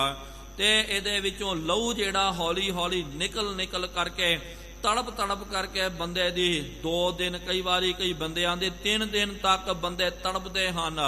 ਤੜਪ ਕਰਕੇ ਉਹਨਾਂ ਦੀਆਂ ਮੌਤਾਂ ਹੁੰਦੀਆਂ। ਤੇ ਸਾਡੇ ਇੱਥੇ ਸੂਲ ਦਾ ਮਤਲਬ ਹੈ ਕਿ ਕੰਡਾ, ਅਸਲ ਦੇ ਵਿੱਚ ਸੂਲ ਦਾ ਮਤਲਬ ਹੁੰਦਾ ਕੰਡਾ। ਤੇ ਜਿਹਨੂੰ ਆਪਾਂ ਕਾਂਟਾ ਬੋਲਦੇ ਹਾਂ, ਕਾਂਟਾ ਸੂਲ ਨੂੰ ਬੋਲਦੇ ਹਨ। ਤੇ ਕੀ ਕਰਦੇ ਹਨ ਸੂਲੀ, ਇੱਕ ਬਹੁਤ ਤਿੱਖਾ ਜਿਹੜਾ ਸੂਲ ਜਿਹੜਾ ਉਹਦੇ ਉੱਤੇ ਬੰਦੇ ਨੂੰ ਬਿਠਾਇਆ ਜਾਂਦਾ। ਬੰਦੇ ਨੂੰ ਉਹਦੇ ਉੱਤੇ ਬਿਠਾ ਕਰਕੇ ਉਹ ਸੂਲ ਜਿਹੜਾ ਅੰਦਰੋਂ ਇੱਕ ਬੰਦਾ ਜਿਹੜਾ ਘੁਮਾਉਂਦਾ ਹੈ, ਜਿਸ ਤਰ੍ਹਾਂ ਉਹ ਚੱਕੀ ਘੁਮਾਈ ਜਾਂਦੀ ਹੈ, ਸੂਲ ਜਿਹੜਾ ਹੈ ਇਹ ਤਾਂ ਨਿਕਲ ਜਾਂਦਾ। ਉਹ ਸਰੀਰ ਨੂੰ ਵਿੰਨ ਕਰਕੇ ਆਂਦਰਾਂ ਨੂੰ ਪਾੜ ਕਰਕੇ ਉੱਤੇ ਜਾਂਦਾ। ਤੇ ਜਿਸ ਤਰ੍ਹਾਂ ਉਹ ਸੂਲ ਅੱਗੇ ਵੱਧਦਾ, ਬੰਦੇ ਨੂੰ ਬਹੁਤ ਜ਼ਿਆਦਾ ਤਸੀਹਤ ਪ੍ਰਾਪਤ ਹੁੰਦੀ ਹੈ। ਬਹੁਤ ਉਹਨੂੰ ਜ਼ਿਆਦੀ ਤਕਲੀਫ ਪ੍ਰਾਪਤ ਹੁੰਦੀ ਹੈ। ਇੰਜ ਤੜਪ ਤੜਪ ਕਰਕੇ ਬੰਦੇ ਦੇ ਪ੍ਰਾਣ ਨਿਕਲ ਜਾਂਦੇ ਹਨ। ਇਸ ਤਰ੍ਹਾਂ ਸੂਲੀ ਦੇ ਉੱਤੇ ਇਹਨੂੰ ਬਿਠਾਇਆ ਗਿਆ, ਚੜਾਇਆ ਗਿਆ। ਅਨਲ ਹੱਕ ਬੋਲਿਓ ਤੈ ਥਾਈ। ਲੇਕਿਨ ਪਿਆਰਿਓ, ਸੱਚ ਨੂੰ ਜਿੰਨਾ ਦਬਾਓਗੇ ਨਾ ਤੇ ਫਿਰ ਸੱਚ ਨਹੀਂ ਦਬਦਾ। ਜਿਸ ਤਰ੍ਹਾਂ ਕਿ ਭਾਈ ਮਤੀ ਦਾਸ ਜੀ, ਦੀਵਾਨ ਮਤੀ ਦਾਸ ਸਾਹਿਬ, ਆਪਾਂ ਇਤਿਹਾਸ ਪੜ੍ਹਦੇ ਆ, ਜਪਜੀ ਸਾਹਿਬ ਜੀ ਦਾ ਉਹ ਪਾਠ ਕਰ ਰਹੇ ਸਨ ਤੇ ਆਰਾ ਜਿਹੜਾ ਹੈ, ਆਰਾ ਚੱਲ ਗਿਆ ਤੇ ਆਰਾ ਚਲਦਿਆਂ ਚਲਦਿਆਂ ਉਹਨਾਂ ਦਾ ਪਾਠ ਵੀ ਚੱਲ ਰਿਹਾ ਸੀ। ਰਸਨਾ ਆਈ, ਜ਼ਬਾਨ ਕੱਟੀ ਗਈ। ਪਹਿਲੇ ਇੱਕ ਸਰੀਰ ਦੇ ਵਿੱਚੋਂ ਆਵਾਜ਼ ਆ ਰਹੀ ਸੀ ਤੇ ਹੁਣ ਦੋ ਮੁਖਨ ਤੇ ਬਾਣੀ ਪੜੈ, ਦੇਖਤ ਸਭ ਕੈ ਅਚਰਜ ਬੜੈ। ਤੇ ਸਾਰੇ ਵੇਖ ਕਰਕੇ ਆਸ਼ਚਰਜਤਾ ਵੱਧ ਗਈ ਉਹਨਾਂ ਦੀ ਤੇ ਦੋ ਮੁਖਾਂ ਦੇ ਵਿੱਚੋਂ ਉਹ ਜਪਜੀ ਸਾਹਿਬ ਜੀ ਦਾ ਜਾਪ ਕਰ ਰਹੇ ਹਨ। ਸੂਲੀ ਦੇ ਉੱਤੇ ਬਿਠਾ ਦਿੱਤਾ ਗਿਆ ਤੇ ਫਿਰ ਵੀ ਉਹ ਅਨਲ ਹੱਕ ਦਾ ਨਾਰਾ ਬੁਲੰਦ ਕਰ ਰਹੇ ਸਨ। ਸਰਬ ਸਰੀਰ ਭੇਦਗੀ ਸੂਰੀ। ਉਹ ਸੂਲੀ ਜਿਹੜੀ ਹੈ ਸਾਰੇ ਸਰੀਰ ਨੂੰ ਵਿੰਨ ਕਰਕੇ ਉਹਨੇ ਭੇਦ ਦੇਣਾ ਕੀਤਾ, ਉਤੋਂ ਨਿਕਲ ਗਈ। ਤਦ ਆਪਣਾ ਡੁਲਿਓ ਟਿਕੀ ਬ੍ਰਿਤ ਰੂਰੀ। ਉਦੋਂ ਵੀ ਪਿਆਰਿਓ ਇਹਨਾਂ ਦੀ ਬਿਰਤੀ ਜਿਹੜੀ ਹੈ ਨਹੀਂ ਡੁਲਾਇਮਾਨ ਹੋਈ। ਇਹਨਾਂ ਦੀ ਬਿਰਤੀ ਇਸ ਤਰ੍ਹਾਂ ਹੀ ਪ੍ਰਮਾਤਮਾ ਦੇ ਚਰਨਾਂ ਦੇ ਵਿੱਚ ਟਿਕੀ ਹੋਈ ਸੀ।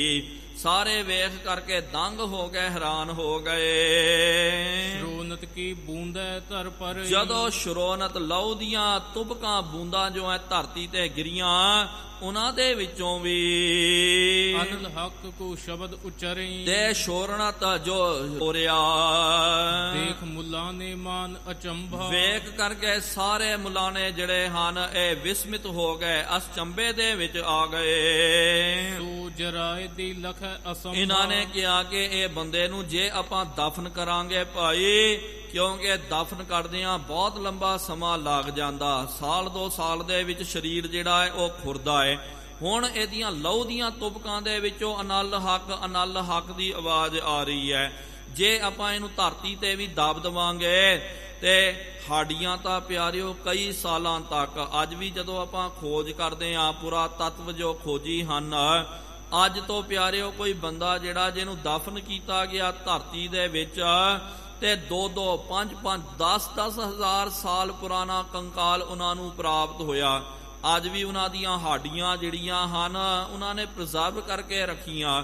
ਕਹਿਣ ਦਾ ਭਾਵ ਕਿ ਹੱਡੀਆਂ ਜੋ ਹਨ ਇਹ ਕੈਲਸ਼ੀਅਮ ਦੇ ਨਾਲ ਬਣਦੀ ਹੈ ਤੇ ਕੈਲਸ਼ੀਅਮ ਬਹੁਤ ਸਖਤ ਹੁੰਦਾ ਹੈ ਤੇ ਬਹੁਤ ਠੋਸ ਹੁੰਦਾ। ਜਿਹੜਾ ਬੰਦਾ ਕੋਈ ਬਿਮਾਰੀ ਹੋਵੇ, ਸ਼ੂਗਰ ਆਦਿਕ ਹੋਵੇ ਤੇ ਹਾਡੀਆਂ ਗਲ ਜਾਂਦੀਆਂ, ਨਹੀਂ ਤਾਂ ਪਿਆਰਿਓ ਹਾਡੀ ਜਿਹੜੀ ਹੈ ਛੇਤੀ ਨਹੀਂ ਗਲਦੀ ਹੈ। ਜੇ ਧਰਤੀ ਵਿੱਚ ਦਬ ਦਿਓ ਕਈ ਹਜ਼ਾਰ ਵਰੇ ਲੱਗ ਜਾਂਦੇ ਹਨ। ਤੇ ਇਹਨਾਂ ਦੇ ਮਨ ਵਿੱਚ ਆਇਆ ਇਹਨਾਂ ਦੀਆਂ ਹਾਡੀਆਂ ਵੀ ਰਹਿ ਗਈਆਂ, ਉਹਨਾਂ ਦੇ ਵਿੱਚੋਂ ਵੀ ਅਨਲ ਹੱਕ ਦੀ ਆਵਾਜ਼ ਆਵੇਗੀ। ਫਿਰ ਇਹਨਾਂ ਨੇ ਕੀ ਕਰਨਾ ਕੀਤਾ, ਆਪਣੀ ਸ਼ਰੀਆ ਦੇ ਵਿਰੁੱਧ ਜਾ ਕਰਕੇ ਸੋਚਦੇ ਹਨ ਕਿ ਦਬਾ ਦਿੱਤਾ ਤੇ ਗੱਲ ਨਹੀਂ ਬਣੇਗੀ, ਇਹਨੂੰ ਸਾੜ ਦੇਣਾ ਚਾਹੀਦਾ, ਇਹਨੂੰ ਜੋ ਹੈ ਲਾਂਬੂ ਦੇ ਦੇਣਾ ਚਾਹੀਦਾ ਹੈ। ਜੀਤੀ ਭਸਮ ਹੋਈ ਤਨਕੇ। ਤਾਂ ਇਹਨਾਂ ਨੇ ਕੀ ਕਰਨਾ ਕੀਤਾ, ਲਾਂਬੂ ਦੇ ਦਿੱਤਾ, ਇਹਨਾਂ ਨੂੰ ਸਾੜ ਦਿੱਤਾ ਤੇ ਉਹਨਾਂ ਦੇ ਸਰੀਰ ਦੇ ਵਿੱਚੋਂ ਜਿਹੜੀ ਭਸਮ ਨਿਕਲੀ ਆ ਸੜ ਕੇ। ਅਨਲ ਹੱਕ ਪੁਨ ਸੋ ਟੇਰੀ। ਕਵੀ ਰਾਜ ਜੀ ਦੱਸਦੇ ਹਨ ਉਹਨਾਂ ਦੇ ਵਿੱਚੋਂ ਵੀ ਅਨਲ ਹੱਕ ਦੀ ਆਵਾਜ਼ ਆ ਰਹੀ ਹੈ। ਕੱਚ ਸ਼ੀਸ਼ੇ ਮਹਿ ਸੋ ਤਿਨ ਪਾਈ। ਇਹਨਾਂ ਨੇ ਕੀ ਕਰਨਾ ਕੀਤਾ, ਉਹ ਸਵਾ ਜੋ ਹੈ ਉਹਨੂੰ ਲੈ ਕਰਕੇ ਕੱਚ ਦਾ ਇੱਕ ਸ਼ੀਸ਼ਾ ਜਿਹੜਾ ਉਹਦੇ ਵਿੱਚ ਪਾ ਦਿੱਤਾ। ਕਰਕੇ ਖਾਮ ਤਰੇ ਕਰ ਜਾਈ। ਚੰਗੀ ਤਰ੍ਹਾਂ ਉਹਨੂੰ ਫਿਰ ਉਹ ਸ਼ੀਸ਼ੇ ਨੂੰ ਬੰਦ ਕਰਕੇ ਉਹਨੂੰ ਘਰ ਵਿੱਚ ਲੈ ਕੇ ਚੱਲ ਗਿਆ। ਕਰਿਓ ਕੈਦ ਐਸੇ ਮਨ ਜਾਣੇ। ਇਸ ਤਰ੍ਹਾਂ ਇਹਨਾਂ ਨੇ ਉਸ ਖਾਕ ਨੂੰ ਵੀ, ਉਹ ਰਾਖ ਨੂੰ ਵੀ ਇਹਨਾਂ ਨੇ ਕੈਦ ਵਿੱਚ ਪਾ ਲਿਆ ਕਿ ਭਾਈ ਰਾਖ ਦੇ ਵਿੱਚੋਂ ਵੀ ਅਨਲ ਹੱਕ ਦੀ ਆਵਾਜ਼ ਉੱਠ ਰਹੀ ਹੈ। ਜੇ ਰਾਗ ਵੀ ਸੁੱਟ ਦਵਾਂਗੇ ਤਾਂ ਅਨਲ ਹੱਕ ਦੀ ਆਵਾਜ਼ ਜਿਹੜੀ ਹੈ ਇਹ ਸਾਰੇ ਜਗਤ ਦੇ ਵਿੱਚ ਪਸਰ ਜਾਵੇਗੀ। ਇਹ ਆਵਾਜ਼ ਦਬਾਉਣ ਦੇ ਵਾਸਤੇ ਅੱਜ ਵੀ ਪਿਆਰਿਓ ਕਈ ਜੋ ਸੰਸਥਾਵਾਂ ਹਨ, ਕਈ ਲੋਕ ਇਹੀ ਤਾਂ ਚਾਹੁੰਦੇ ਕਿ ਭਾਈ ਇਹਨਾਂ ਦੀ ਆਵਾਜ਼ ਦਬਾ ਦਿਓ। ਇੱਕ ਵਾਰੀ ਪਿਆਰਿਓ ਆਵਾਜ਼ ਜੇ ਬੰਦਿਆਂ ਦੀ ਦਬ ਗਈ ਨਾ, ਫਿਰ ਬੰਦੇ ਉਹਨਾਂ ਨੂੰ ਗੁਲਾਮ ਬਣਾਉਣ ਦੀ ਲੋੜ ਹੀ ਨਹੀਂ ਪੈਂਦੀ ਹੈ, ਉਹ ਖੁਦ ਬਾ ਖੁਦ ਗੁਲਾਮ ਬਣ ਜਾਂਦੇ ਹਨ।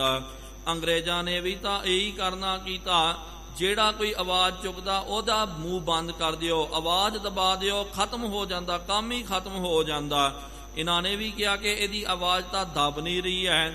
ਜੇ ਇਹਦੀ ਆਵਾਜ਼ ਇਸ ਤਰ੍ਹਾਂ ਹੀ ਬੁਲੰਦ ਰਹੇਗੀ, ਸਾਰੇ ਦੇਸ਼ ਦੇ ਵਿੱਚ, ਧਰਤੀ ਦੇ ਵਿੱਚ ਅਨਲ ਹੱਕ ਦਾ ਨਾਰਾ ਬੁਲੰਦ ਹੋ ਜਾਵੇਗਾ। ਇਹਦੀ ਆਵਾਜ਼ ਦਬਾਉਣ ਦੇ ਵਾਸਤੇ ਇਹਨੂੰ ਬੰਦ ਕਰ ਦਿੱਤਾ ਗਿਆ।